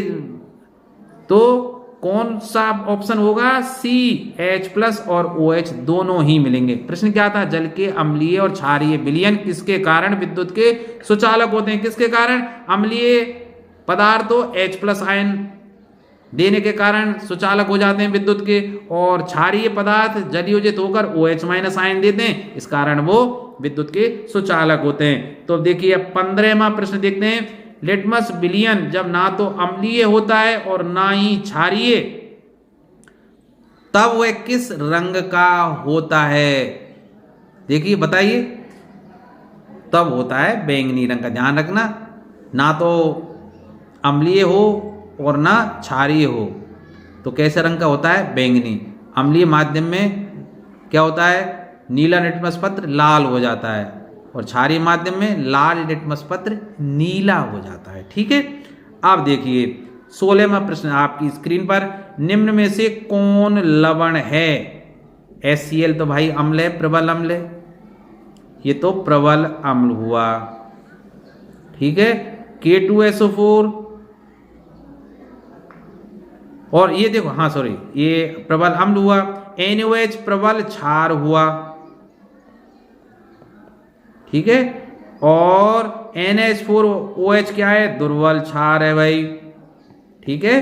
तो K2SO4 क्या है, लवण है। अब आप कहेंगे सर ये K2SO4 कैसे बना? तो भाई क्रिया कैसे हुई होगी कि KOH की क्रिया हुई होगी प्रबल क्षार की, प्रबल अम्ल H2SO4 से क्रिया हुई होगी, और कैसे हुई होगी, देखिए K+OH- H+SO4-2। तो देखो देखिए ध्यान रखना, उदासीनीकरण अपक्रिया द्वय विस्थापन अपक्रिया भी होती है, ये बहुत ट्रिक वाली बात है समझने की। तो देखिए क्या बनेगा, क्योंकि SO4 की संयोजकता 2 है तो K के नीचे 2 लिखना पड़ेगा मुझे, K2SO4 पोटेशियम सल्फेट बना प्लस H2O, इसमें 2 का गुणा कर दीजिए भाई, इसमें कौन सी ऐसी बात है। तो ये तो लवण हुआ और ये क्या बना, जल। तो ये कौन सी क्रिया है, उदासीनीकरण अभिक्रिया है। कौन सी अभिक्रिया है, उदासीनीकरण अभिक्रिया, जो अम्ल और क्षार, ये प्रबल अम्ल है, ये प्रबल क्षार है। ठीक है, तो K2SO4 इज ए साल्ट। साथ आप देखिए, अब 17वां प्रश्न देखिए, निम्नलिखित में से सबसे प्रबल लवण कौन है। प्रबल अम्ल कब बनेगा, प्रबल लवण कौन है, अब आप बताइए। प्रबल लवण है NaCl, क्योंकि ये प्रबल क्षार और प्रबल अम्ल की क्रिया के फलस्वरूप बनता है। अभी थोड़ी देर पहले मैंने बताया था, तो option A is the correct, दूसरों पर जाना ही नहीं है। ठीक है, CaCl2 BSO4 ये सब दुर्बल वाले, इनकी चर्चा मैं अभी थोड़ी देर बाद करूंगा। अब हम बात करते हैं लवणों की। तो देखिए, अम्ल और क्षार जब परस्पर क्रिया करते हैं तो पानी के अतिरिक्त जो पदार्थ बनता है उसे हम लवण कहते हैं। जैसे एक उदाहरण ले लेते हैं हम, NaOH प्लस HCl, तो इनकी क्रिया से क्या बनेगा, NaCl प्लस H2O। इसमें ये क्षार है, ये अम्ल है, ये पानी है। तो मैंने परिभाषा में क्या बताया कि अम्ल और क्षार की क्रिया के फलस्वरूप पानी के अतिरिक्त जो पदार्थ बनता है उसे लवण कहते हैं। तो ये लवण है भाई NaCl। अब आप कहेंगे सर क्या लवण अम्ल और क्षार की क्रिया के फलस्वरूप ही बनता है? नहीं, लवण कार्बोनेट और हाइड्रोजन कार्बोनेट जो यौगिक होते हैं उनके साथ अम्लों की क्रिया के फलस्वरूप भी बनता है। और देखिए, जैसे कार्बोनेट की मैंने बात की, Na2CO3 की क्रिया अगर मैं HCl अम्ल से कराऊं तो देखिए क्या बनेगा, वही NaCl बनेगा प्लस H2O पानी बनेगा प्लस कार्बन डाइऑक्साइड गैस बनेगी। तो देखिए, इसको संतुलित करने के लिए यहाँ 2 का गुणा कर देते हैं और यहाँ भी 2 का गुणा कर देते हैं। ठीक है, तो इसका मतलब अम्ल और क्षार की क्रिया के अलावा कार्बोनेट यौगिकों की अगर हम क्रिया अम्ल से कराएं तब भी हमें लवण प्राप्त हो रहा है। इसी तरह हाइड्रोजन कार्बोनेट जो यौगिक हैं उनकी क्रिया अम्लों से कराकर और देखते हैं। चलिए, जैसे सोडियम हाइड्रोजन कार्बोनेट, जिसको हम खाने का सोडा या बेकिंग सोडा भी कहते हैं, इसकी क्रिया चलिए H2SO4 से करा लेते हैं, इससे सल्फ्यूरिक अम्ल से करा लेते हैं। तो क्या बनेगा भाई, तो देखिए इसमें Na की संयोजकता क्या होती है, +1, और SO4 की संयोजकता होती है -2। तो देखिए यौगिक बनेगा तब क्या बनेगा, Na और के नीचे लिखेंगे 2SO4। ठीक है, तो देखिए क्या बन जाएगा भाई, Na2SO4, उसी तरह पानी बनेगा और कार्बन डाइऑक्साइड बनेगी। संतुलित करने के लिए यहाँ 2 का गुणा कर देते हैं और आप इसको देख लेना, और इसमें 2 का गुणा कर देंगे और ऑक्सीजन के देखना, ये 6 हैं भाई और 4 10। तो देखिए 4 ये तो पूरा हो गए, तो 2 और ये कार्बन का भी 2 का गुणा करना पड़ेगा, तो 4 और 2 6। ठीक है, तो अब ये समीकरण संतुलित है। इसका मतलब क्या हुआ कि लवण की प्राप्ति कैसे कैसे हो सकती है, अम्ल और क्षार की क्रिया के फलस्वरूप लवण प्राप्त हो सकता है। मैं बात किसकी कर रहा हूं कि लवण की प्राप्ति कैसे कैसे हो सकती है, अम्ल और क्षार की क्रिया के फलस्वरूप लवण प्राप्त हो सकता है। हाइड्रोजन कार्बोनेट यौगिक हो चाहे कार्बोनेट यौगिक हो, इनकी क्रिया अगर अम्लों से कराई जाए तब भी हमें लवण प्राप्त हो सकता है। तो देखिए, अब लवण के प्रकार की मैं बात करूं उससे पहले आपको फिर याद दिला देता हूं कि आप प्रबल अम्ल और प्रबल क्षारों के नाम याद रखें। तो अगर मैं आपसे पूछूं 2 प्रबल अम्लों के नाम, तो आप सीधे सीधे बता देंगे भाई कि हाइड्रोक्लोरिक अम्ल और सल्फ्यूरिक अम्ल। और अगर मैं दुर्बल अम्लों के नाम पूछूं तो आप सीधे एसिटिक अम्ल और कार्बोनिक अम्ल का नाम ले लेंगे। इसी तरह अगर प्रबल क्षार की बात करूं तो KOH अर्थात पोटेशियम हाइड्रोक्साइड और NaOH सोडियम हाइड्रोक्साइड। इसी तरह दुर्बल क्षार के रूप में अमोनियम हाइड्रोक्साइड NH4OH और मैग्नीशियम हाइड्रोक्साइड MgOH का होल ट्वाइस। तो सीधी सी बात है कि अगर मैं बात करूं लवणों के प्रकार की, तो देखिए भाई, यदि प्रबल अम्ल और प्रबल क्षार क्रिया करें तो देखिए जैसे मैंने उदाहरण दिया था कि NaOH प्रबल क्षार है भाई और HCl प्रबल अम्ल है, ये प्रबल अम्ल प्रबल क्षार, ये प्रबल अम्ल, क्रिया करके क्या बनेगा NaCl प्लस H2O। तो ये जो लवण प्राप्त हो रहा है वो कैसा होगा, ध्यान रखना भाई, प्रबल अम्ल पूर्णतः आयनित होगा अर्थात H प्लस आयन देगा और प्रबल क्षार है वो भी पूर्णतः आयनित होकर अधिक संख्या में OH माइनस आयन देगा अर्थात ये H प्लस आयन और OH माइनस आयन एक दूसरे को क्या कर देंगे भाई, उदासीन कर देंगे अर्थात जो विलयन प्राप्त होगा ना तो अम्लीय होगा और ना क्षारीय होगा अर्थात जो NaCl है वो कैसा होगा, उदासीन लवण प्राप्त होगा। क्यों, क्योंकि भाई समान मात्रा में H प्लस आयन और OH माइनस। अब आप कहेंगे सर H प्लस आयन और OH माइनस आयन के समान होने से क्या प्रभाव पड़ा। अरे भाई किसी पदार्थ की अम्लीयता किससे प्रदर्शित होती है, H प्लस आयनों की सांद्रता के आधार पर जितनी अधिक संख्या में H प्लस आयन होंगे उतने ही जो विलयन है वो अम्लीय होगा। इसी तरह OH माइनस जो हाइड्रोक्सिल आयन है ना, इन आयनों की सांद्रता अगर ज्यादा होगी तो वो विलयन क्षारीय होगा। तो OH माइनस आयन क्षारीयता को प्रदर्शित करने वाले आयन है और H प्लस आयन अम्लीयता को। तो सीधी सी बात है, प्रबल अम्ल और प्रबल क्षार की क्रिया के फलस्वरूप उदासीन लवण प्राप्त होते हैं। अब उदाहरण लेके मैं देखता हूं कि अगर एक प्रबल क्षार ले लेते हैं भाई, चलिए NaOH प्रबल क्षार ले लिया मैंने और इसके साथ एक दुर्बल अम्ल ले लेते हैं जैसे CH3COOH। तो अब क्रिया करके क्या बनेगा, CH3COONA बनेगा, क्योंकि देखिए आप ये प्लस आयन ये माइनस आयन, CH3 ये ना CH3COO ये माइनस आयन है और H प्लस, ठीक है, धन आयन है। तो ये दुर्बल अम्ल है भाई। तो इसका ऋणायन और इसका धनायन, अब H और OH क्रिया करके H2O बना देंगे। तो ये जो लवण प्राप्त हुआ वो कैसा वो होगा भाई, लवण प्रबल क्षार है, तो इसका मतलब OH माइनस आयन अधिकता में है, H प्लस आयन न्यूनता में है। तो सीधी सी बात है, जो लवण इस समय प्राप्त होगा CH3COONA वो क्षारीय प्रवृत्ति का होगा। तो ये क्या कहलाएगा, क्षारीय लवण। क्या कहलाएगा, क्षारीय लवण।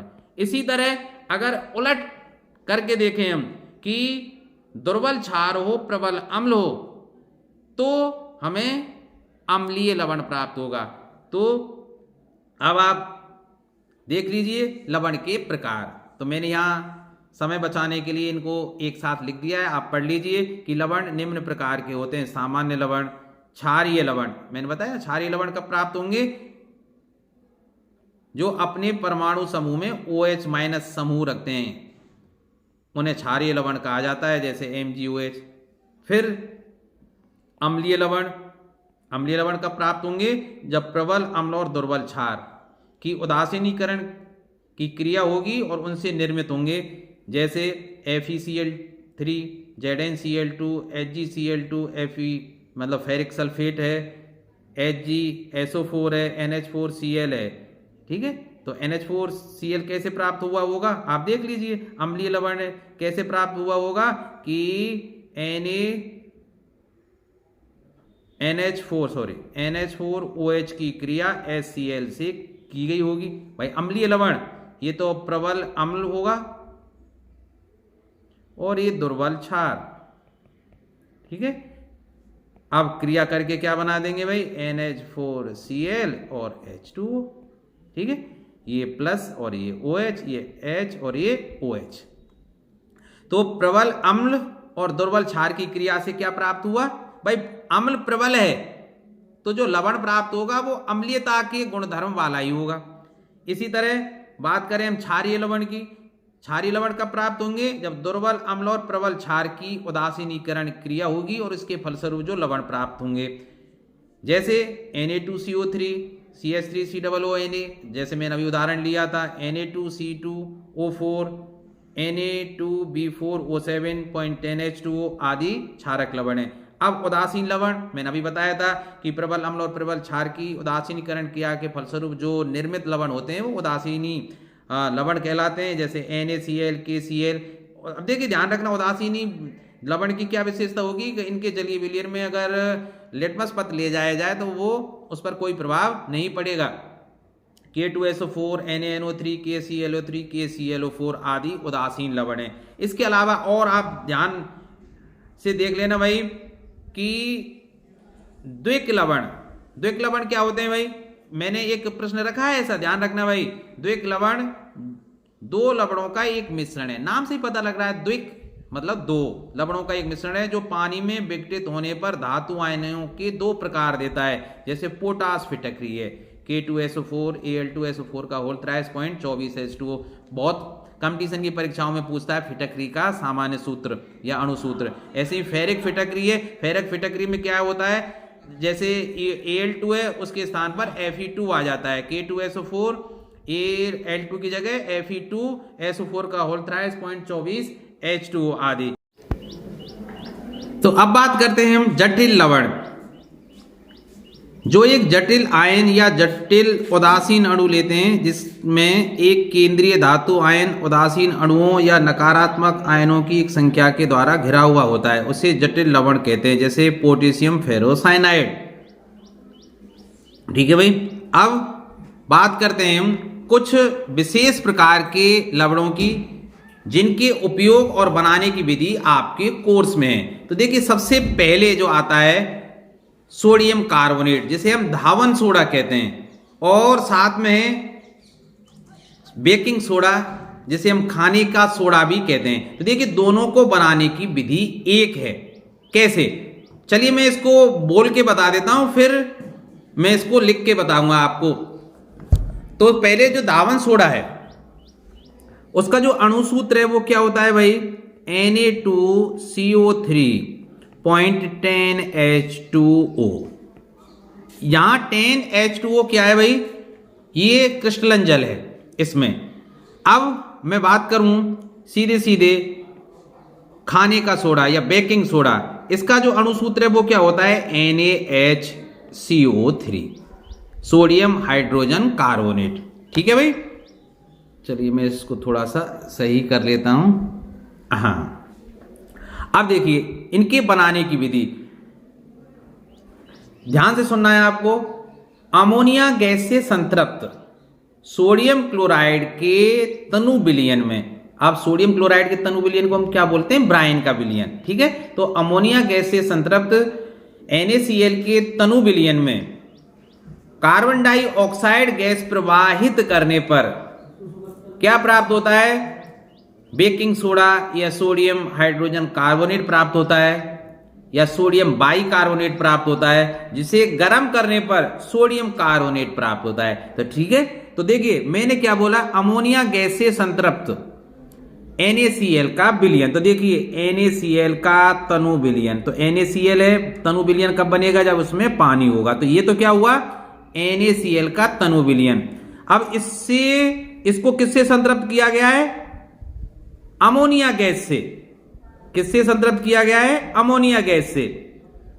तो NH3, ठीक है, गैस से संतृप्त कर दिया किसको, NaCl के तनु विलयन को। और इसमें कौन सी गैस प्रवाहित की, CO2 gas, carbon dioxide gas प्रवाहित करने पर क्या बनता है, NaHCO3 सोडियम बाइकार्बोनेट बनता है, और साथ में बनता है NH4Cl। ठीक है भाई। अब ये जो सोडियम बाइकार्बोनेट होता है, ठीक है, इसको गर्म करने पर हमें क्या प्राप्त होता है, NaHCO3। इसको अगर हम गर्म करेंगे तो क्या प्राप्त होगा, Na2CO3। ठीक है, इसमें 2 का गुणा कर देते हैं, Na2CO3 plus CO2 plus H2O, तो ये इसका संतुलित समीकरण हो जाएगा भाई। अब जो सोडियम कार्बोनेट है ना, इसको धावन सोडा कब बोलते हैं, जब इसमें 10H2O मिला हो, अर्थात 10H2O क्या है, यहाँ क्रिस्टलन जल है। ये कोई आवश्यक नहीं है कि 10H2O ही क्रिस्टलन जल हो, अर्थात 10 अणु जल के होना ही कोई आवश्यक नहीं है। इसमें 7H2 हो सकता है, 5H2O भी हो सकता है। और जब इसको गर्म कर दिया जाता है, अर्थात धावन सोडा को अगर हम गर्म कर दें तो ये जो 10 अणु जल के हैं वो बाहर निकल जाते हैं, और क्या बच जाता है, Na2CO3, और ये 10 अणु जल के बाहर निकल गए। तो इसको क्या कहा जाता है, सोडियम एस कहा जाता है भाई। अब देखिए, अगर बात करें हम उपयोग की, तो पहले मैं बात कर लेता हूं, चलिए ऐसा करते हैं, उपयोग जितनी भी आपके कोर्स में जितने भी लवण हैं और जिनके उपयोग आपके कोर्स में, उनको मैं एक साथ लिख दूंगा, आप उनका स्क्रीनशॉट ले लीजिए और ढंग से उनको याद कर लीजिए। अब दूसरा जो पदार्थ आपके लिए बनाने की विधि में आता है वो है प्लास्टर ऑफ पेरिस भाई। प्लास्टर ऑफ पेरिस क्या है, आप जानते हैं कि अगर किसी दुर्घटना के कारण हाथ पैर टूट जाए या कोई फ्रैक्चर आ जाए तो डॉक्टर प्लास्टर चढ़ाता है, वही प्लास्टर ऑफ पेरिस है। तो प्लास्टर ऑफ पेरिस को कैसे बनाते हैं, जिप्सम से बनाते हैं। अब देखिए एक बात ध्यान रखना, जिप्सम का जो अणुसूत्र है वो क्या है भाई, CaSO4.2H2O, और प्लास्टर ऑफ पेरिस का जो अणुसूत्र वो क्या है, CaSO4.12H2O। तो अगर आपसे पूछे प्लास्टर ऑफ पेरिस क्या है, ये कैल्शियम सल्फेट का अर्धहाइड्रेट है। अर्धहाइड्रेट क्यों कहेंगे, आधा अणु जल का है, इसलिए इसको क्या बोलते हैं, अर्धहाइड्रेट। किसका, कैल्शियम सल्फेट का। तो ये जिप्सम का अर्धहाइड्रेट भी कह सकते हैं इसको। अब ध्यान रखिए भाई, तो सीधी सी बात है, प्लास्टर ऑफ पेरिस को देखिए, ये तो जिप्सम है, भूल मत जाना भाई आप, ये तो जिप्सम है। ये क्या है, plaster of Paris, plaster of Paris, plaster of Paris. तो सीधी सी बात है, प्लास्टर ऑफ पेरिस को जिप्सम से ही बनाएंगे। तो ध्यान रखना भाई कि जिप्सम को, अर्थात CaSO4.2H2O को 273 केल्विन, 273 केल्विन कहूं या 100 सेंटीग्रेड कहूं, एक ही बात है ना भाई, पर गर्म करने पर प्लास्टर ऑफ पेरिस, ठीक है, को 273 केल्विन पर गर्म करने पर क्या बनेगा भाई, कैल्शियम सल्फेट का अर्धहाइड्रेट। तो आधा तो यहां हो गया, 2 अणु जल के थे यहां भाई, तो 3/2 H2O यहां बच जाएंगे। तो ये क्या प्राप्त हुआ, जिप्सम। आप इसको ऐसे भी लिख सकते हैं जिप्सम को, देखो इसी चीज को मैं ऐसे भी लिख सकता हूं, कैसे लिख सकता हूं, 2CaSO4.H2O। ठीक है, तो बात तो एक ही है। आशा है आपको ये विधि याद हो गई होगी। अब बात करें इस उपयोग की, तो डॉक्टर हड्डियों को जोड़ने के लिए इसका प्रयोग करते हैं। इसके अलावा जो मूर्तियां हैं, चमकने वाली मूर्तियां हैं, और इनका प्रयोग करते हैं। इसके अलावा आपको दीवारों को चिकना बनाने के लिए भी इसका प्रयोग करते हैं। मैं उपयोगों को बाद में इसमें आपके लिए लिख दूंगा। तो चलिए पहले उपयोग देख ही लेते हैं कुछ महत्वपूर्ण। चलिए तो देखिए अब आ गए हैं, हाँ, कुछ महत्वपूर्ण यौगिक की बात करते हैं और उनके उपयोग। तो सबसे पहला जो लवण है वो है नमक। ठीक है, नमक का कहाँ उपयोग करते हैं, खाना पकाने में, रसोई के, बिना नमक के तो भाई स्वाद की कल्पना कर ही नहीं सकते हम लोग। इसके अलावा अचार, मांस और मछली के संरक्षण में भी इसका प्रयोग करते हैं। साबुन के निर्माण में, हाँ, अब आप कहेंगे सर साबुन के निर्माण में नमक का प्रयोग कैसे करते हैं। अरे भाई, जब साबुन का तलछट किया जाता है, अर्थात साबुन को बिल्कुल अलग किया जाता है। साबुनीकरण की प्रक्रिया में NaCl का विलयन बने। आपको पता है कि जब गर्म तेल में कास्टिक सोडा को धीरे धीरे NaH को धीरे धीरे मिलाया जाता है, तो जैसे ही वो गाढ़ा हो जाता है तो साबुन को अलग करने के लिए इसमें 10% NaCl का विलयन मिलाया जाता है। ठीक है। ठंडे प्रदेशों में सर्दियों के समय बर्फ पिघलाने में, आपको पता है कुल्फी जमाने में इनमें सब में नमक का प्रयोग करते हैं। रासायनिक पदार्थ जैसे धावन सोडा, बेकिंग सोडा आदि के निर्माण में भी इसका प्रयोग किया जाता है। आप इनको ढंग से नोट करके स्क्रीनशॉट लेकर याद रख लेना भाई।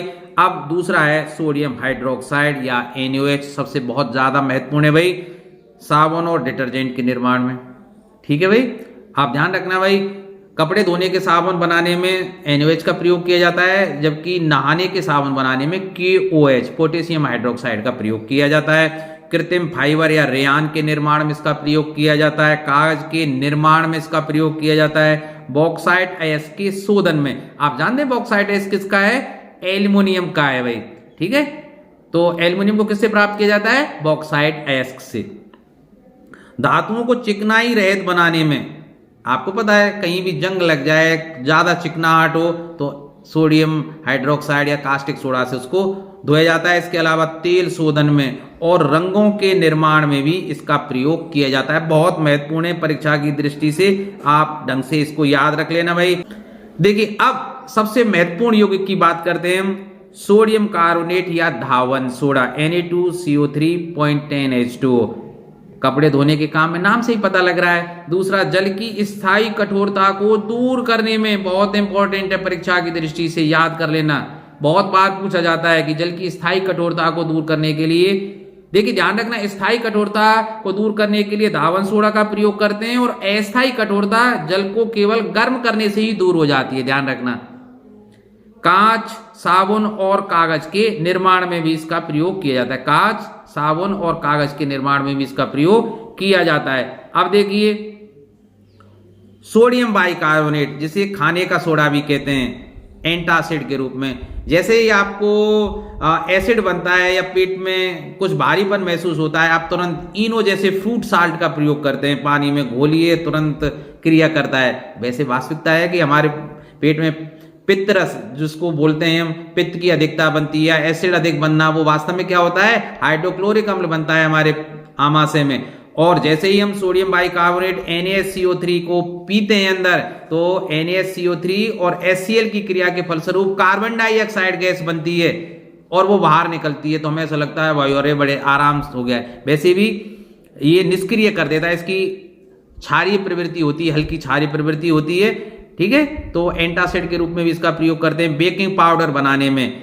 ध्यान रखना, सोडियम बाइकार्बोनेट के साथ टार्टरिक अम्ल जब मिला देते हैं हम, कौन सा? टार्टरिक अम्ल, याद रखना इस बात को, तो क्या बनता है? Baking powder. ये बेकिंग सोडा है। सोडियम बाइकार्बोनेट को क्या बोलते हैं? बेकिंग सोडा बोलते हैं, और बेकिंग पाउडर अलग है। बेकिंग पाउडर में क्या होता है? बेकिंग पाउडर में ध्यान रखना, बेकिंग पाउडर में क्या होता है? NaHCO3 अर्थात सोडियम बाइकार्बोनेट और टार्टरिक अम्ल, इन दोनों को मिला के बनाया जाता है। ध्यान रखना, आग बुझाने में, अग्निशामक यंत्रों में इसका प्रयोग किया जाता है। तुम्हें पता ही, अग्निशामक यंत्र में नीचे डिब्बे में क्या भरा हुआ होता है? सोडियम बाइकार्बोनेट, और दूसरी बगल में क्या भरा होता है? HCl अम्ल या H2SO4 अम्ल उसमें भरा हुआ होता है। जैसे ही उसको दीवार से या कठोर सतह से उसको टकराते हैं तो अंदर की शीशी टूट जाती है, और सोडियम बाइकार्बोनेट और अम्ल के मिलने से कार्बन डाइऑक्साइड गैस निकलती है, जो नली के द्वारा बाहर आती है। अब चूंकि कार्बन डाइऑक्साइड गैस हवा से भारी होती है, जिससे आग बुझ जाती है, क्योंकि वो उसके ऊपर लद जाती है। एक तरह से कार्बन डाइऑक्साइड गैस हवा से 2.5 गुना भारी है, और ऑक्सीजन नहीं मिल पाने के कारण अग्नि बुझ जाती है। ध्यान रखना भाई। अब बात करते हैं हम ब्लीचिंग पाउडर, और ब्लीचिंग पाउडर का जो अणु सूत्र है वो क्या है भाई? CaOCl2। CaOCl2, इसको ऐसे भी लिख सकते हैं हम, CaOCl और Cl। आप इस तरह से याद रख लें भाई। ठीक है, आप बनाते कैसे हैं इसको भी चलो मैं बता देता हूं। बनाते कैसे हैं कि कैल्शियम हाइड्रोक्साइड के विलयन में यदि हम क्लोरीन गैस को प्रवाहित करें, ठीक है, तो CaOCl2 प्लस H2O प्राप्त होता है। ये बनाने की विधि हुई भाई। अब इसका प्रयोग कहाँ करते हैं? देखिए, व्यंजक के रूप में ब्लीचिंग पाउडर का प्रयोग मुख्यतः दो ही चीज में होता है, एक तो व्यंजक के रूप में और एक जीवाणुनाशक के रूप में। तो व्यंजक के रूप में, व्यंजक का मतलब होता है रंग उड़ाने वाले यौगिक के रूप में, तो कपास उद्योग में, कागज उद्योग में, ठीक है, किस या लिनेन के अलावा लकड़ी की लुगदी के व्यंजन में ब्लीचिंग एजेंट के रूप में इसका प्रयोग किया जाता है। सीधी सी बात है, कागज हो चाहे कपड़ा हो, उसका रंग उड़ाने के लिए ब्लीचिंग पाउडर का प्रयोग किया जाता है, कागज हो या कपड़ा हो। पानी को संक्रमण मुक्त करने में जीवाणुनाशक के रूप में इसका प्रयोग किया जाता है भाई। क्लोरोफॉर्म बनाने में इसका प्रयोग किया जाता है। और ना सिकुड़ने वाली ऊन, मतलब ऐसी ऊन बनाई जाए जो जल्दी सिकुड़े नहीं, तो इसके लिए भी ब्लीचिंग पाउडर का ही प्रयोग किया जाता है। अब बात करते हैं हम प्लास्टर ऑफ पेरिस या कैल्शियम सल्फेट का अर्धहाइड्रेट CaSO4.5 H2O। बताइए, अस्पताल में टूटी हड्डी को जोड़ने में जो प्लास्टर करता है डॉक्टर। इसके अलावा खिलौने, सजावटी सामग्री, सस्ते आभूषण, चौक आदि के निर्माण में इसका प्रयोग किया जाता है। बोर्ड पर, ब्लैक बोर्ड पर लिखने के लिए जो चौक है, उनका निर्माण भी आजकल प्लास्टर ऑफ पेरिस से किया जाता है। मूर्तियां सबसे ज्यादा, खिलौने सबसे ज्यादा इसी से बनाई जाती हैं। इसके अलावा आग रोधी वस्तुओं के निर्माण में, ये आग नहीं पकड़ता है भाई प्लास्टर ऑफ पेरिस। फर्श को चिकना बनाने में भी इसका प्रयोग किया जा रहा है। इसके अलावा आप देख सकते हैं कि जो लवण जिस अम्ल से बनता है उसी के आधार पर उसका नामकरण कर दिया जाता है। उदाहरण के लिए हाइड्रोक्लोराइड अम्ल की सहायता से अगर कोई लवण बनेगा तो उसको क्लोराइड लवण कहा जाएगा, ठीक है। इसी तरह सल्फ्यूरिक अम्ल की क्रिया के फलस्वरूप अगर किसी लवण का उत्पादन हो रहा है तो उसको सल्फेट अम्ल कहा जाएगा, ठीक है।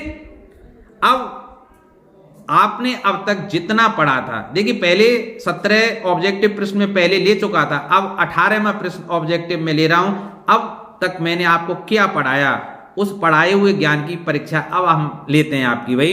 तो देखिए, जल की स्थायी कठोरता को हटाने के लिए किसका प्रयोग किया जाता है? अभी मैंने बताया था, जल की स्थायी कठोरता को दूर करने के लिए धोने का सोडा अर्थात धावन सोडा, और उसका अणुसूत्र याद है ना भाई, बोल तो नहीं गए, Na2CO3.10H2O।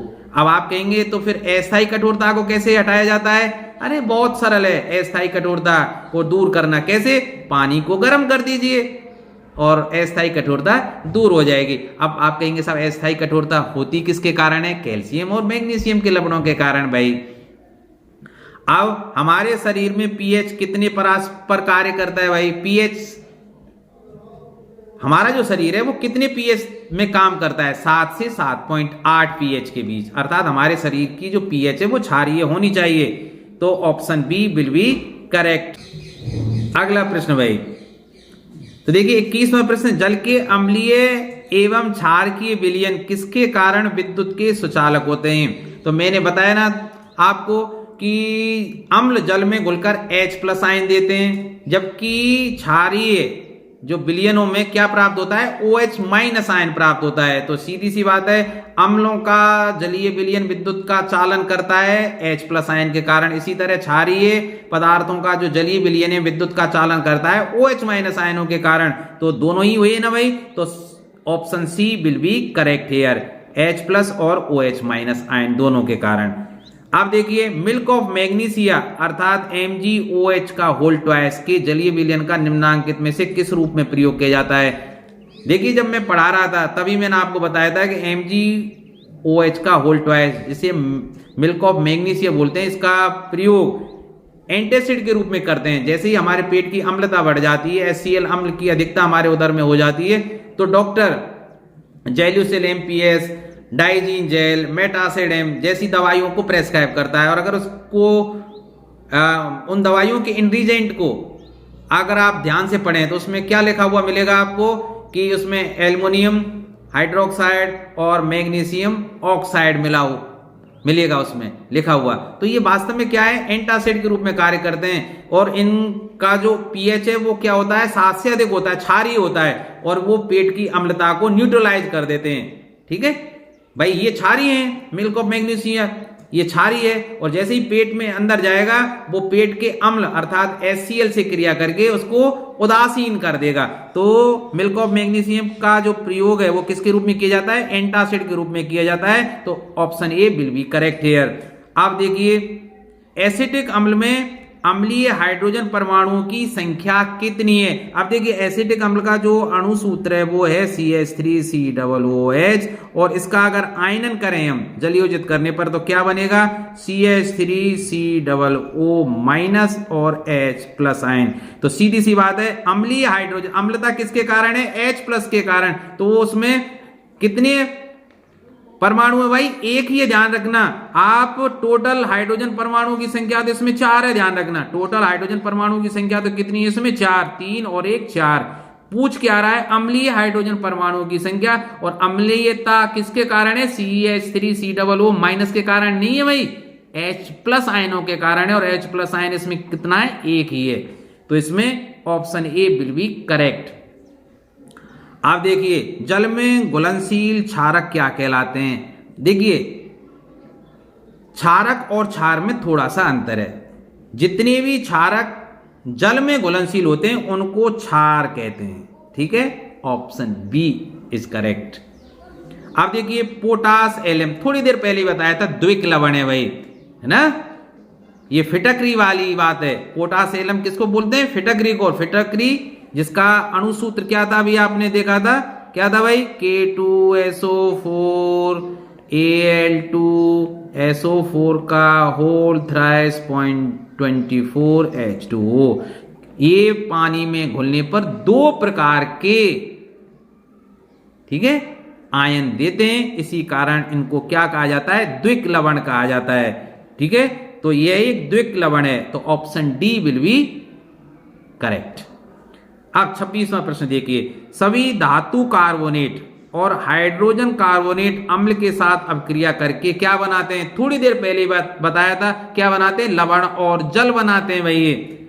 धातु कार्बोनेट हो चाहे हाइड्रोजन कार्बोनेट हो धातु के, तो देखिए संगत लवण बनाएंगे, बिल्कुल सही है। कार्बन डाइऑक्साइड भी बनाएंगे और जल भी बनाएंगे, तो ये तीनों बनाएंगे भाई। तो डी इनमें सभी, तो इसमें ऑप्शन डी क्या हो जाएगा? सही। ध्यान रखना भाई, धातु कार्बोनेट और हाइड्रोजन कार्बोनेट अम्ल के साथ क्रिया करके क्या बनाते हैं? संगत लवण बनाएंगे, कार्बन डाइऑक्साइड गैस बनाएंगे और जल बनाएंगे। अब 27वां प्रश्न आपकी स्क्रीन पर हमें क्या करना है? मिलान करना है। एक तरफ तो कुछ लवणों के या यौगिकों के नाम दिए गए हैं, और दूसरी साइड क्या है? उनका अणुसूत्र दिया गया है। तो देखिए व्यंजक चूर्ण, आप जानते हैं व्यंजक चूर्ण का जो अणुसूत्र है वो क्या होता है? CaOCl2। तो CaOCl2, तो इसका मतलब तो किससे मैच कर जाएगा? 4 से, ठीक है।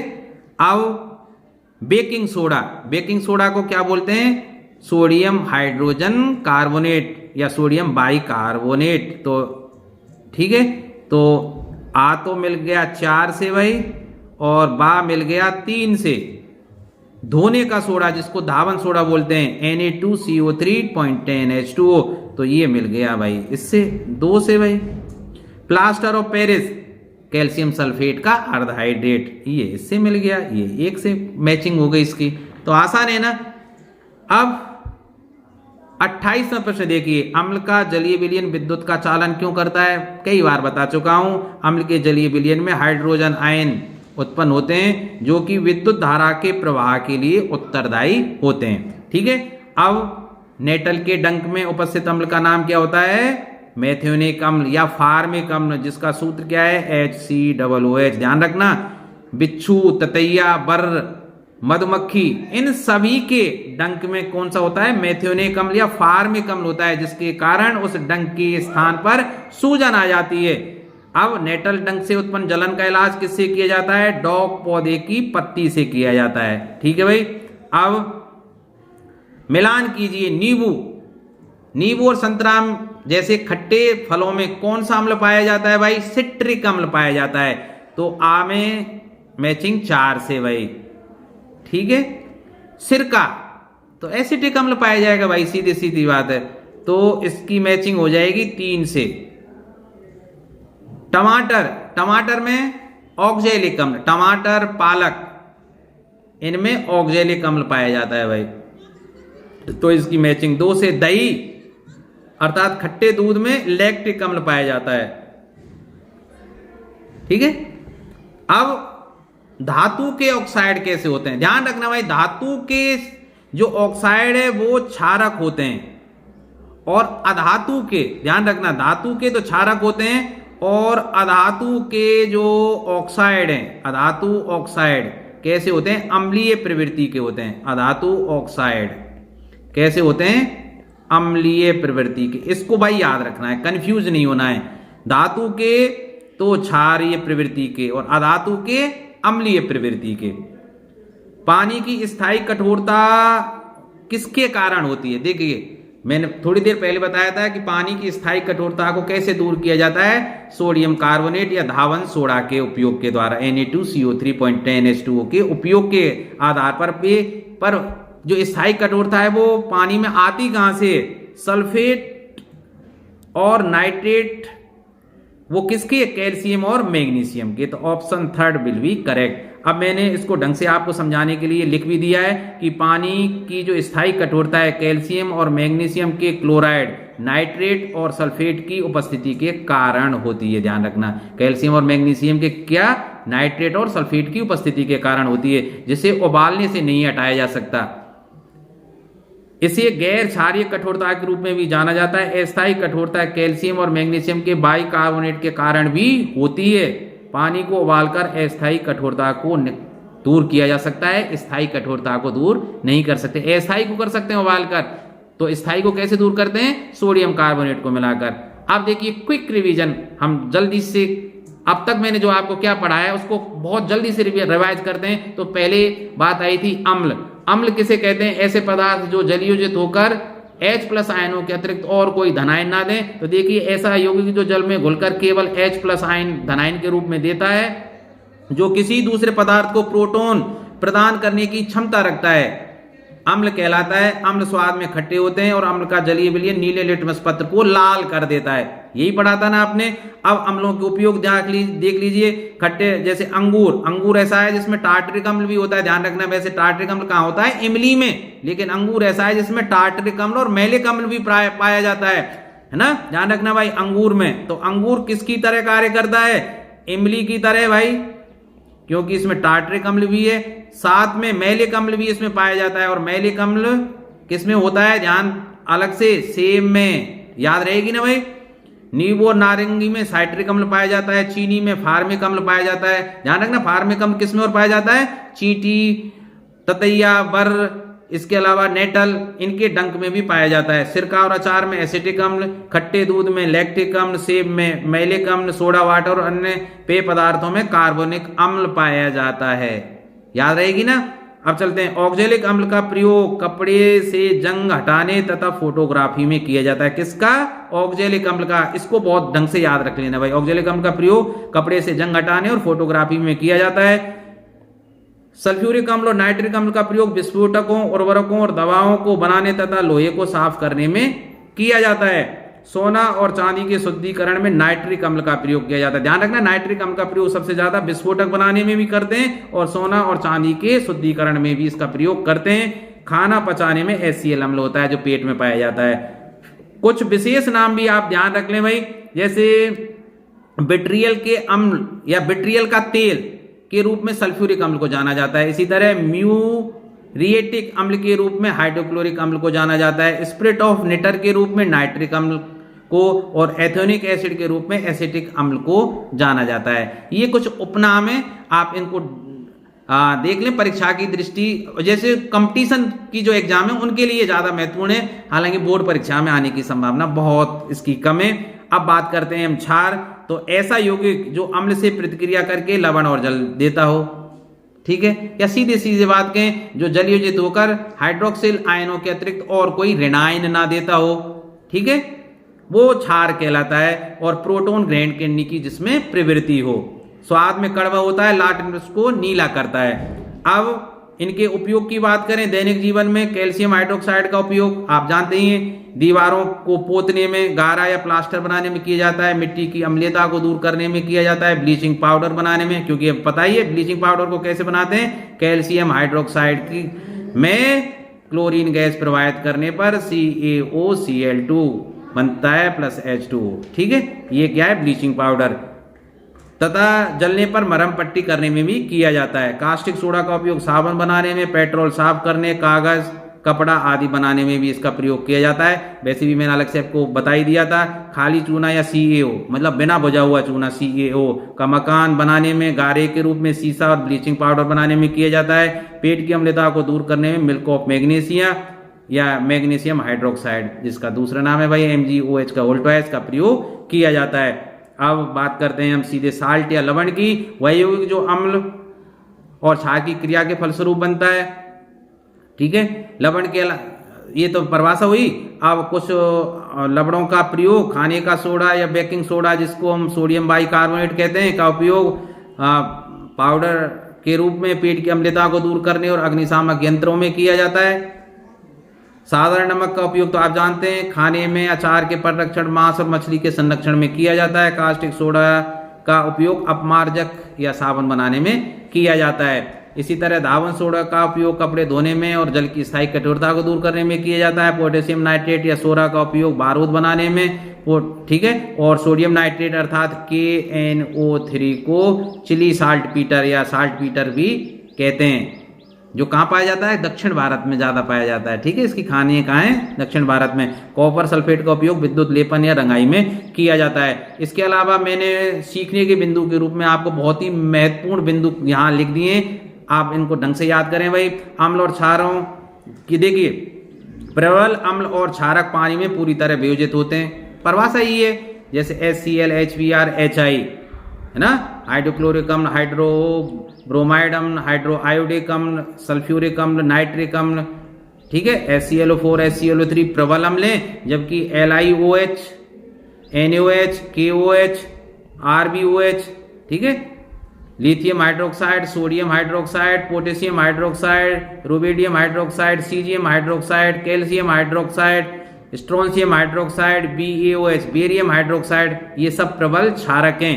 दुर्बल अम्ल और क्षारक पानी में आंशिक वियोजित होते हैं, जैसे HF, HCN, एसिटिक अम्ल आदि दुर्बल अम्ल हैं।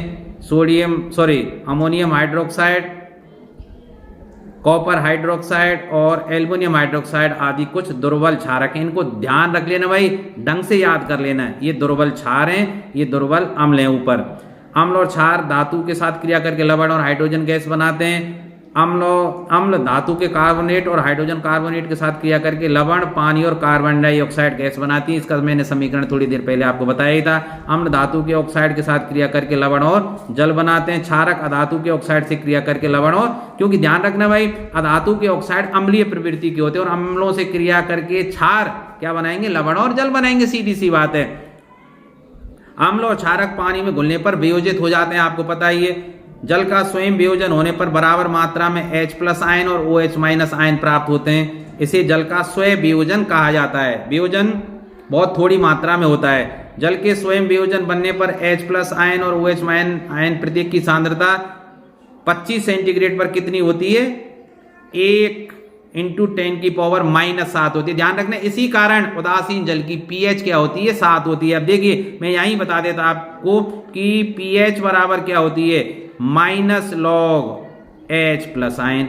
अब देखिए -log, अब कितनी होती है, 10⁻⁻7। ठीक है, पावर यहां आ जाएगी तो ये हो जाएगा 7 और log 10। ठीक है, तो और log 10 का मान क्या होता है, 1, तो ये 7 हो गए ना। ठीक है, तो उदासीन भाई, अब ध्यान रखना, जल स्वयं वियोजित हो रहा है तो 25 सेंटीग्रेड पर H+ आयन और OH- आयनों की कितनी है, मात्रा सांद्रता कितनी है, 1.0 × 10⁻⁻7। इसी कारण उदासीन जल का जो pH है वो कितना होता है, 7 होता है। अब तो आई ना समझ में ये बात। हाइड्रोक्सिल और हाइड्रोजन आयनों की सांद्रता के उत्पाद को आयन उत्पाद या पानी के आयन उत्पाद कहते हैं। पानी में कुछ भी पदार्थ घोलने पर वह अपरिवर्तित रहती है। ध्यान रखना भाई इस बात को, ये मैंने अभी आपको बता ही दिया है भाई।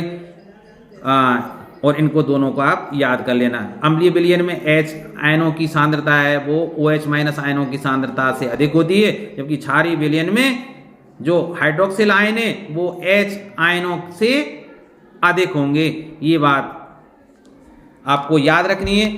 इसके अलावा अगर आपको कोई प्रश्न पूछना हो, कोई क्वेरी आपके मन में हो, तो आप मैं नीचे कमेंट बॉक्स में आप निसंकोच कह सकते हैं, मैं अपना नंबर भी डाल दूंगा, और अगर आपको चाहिए तो आप मुझे व्हाट्सएप के माध्यम से भी पूछ सकते हैं। धन्यवाद। ये वीडियो आपको कैसा लगा आप प्रतिक्रिया के माध्यम से जरूर बताएं, और अगला वीडियो मैं आपके लिए जल्दी ही लाने का प्रयास करूंगा। तब तक खुश रहिए, आबाद रहिए और अध्ययन करते रहिए। धन्यवाद।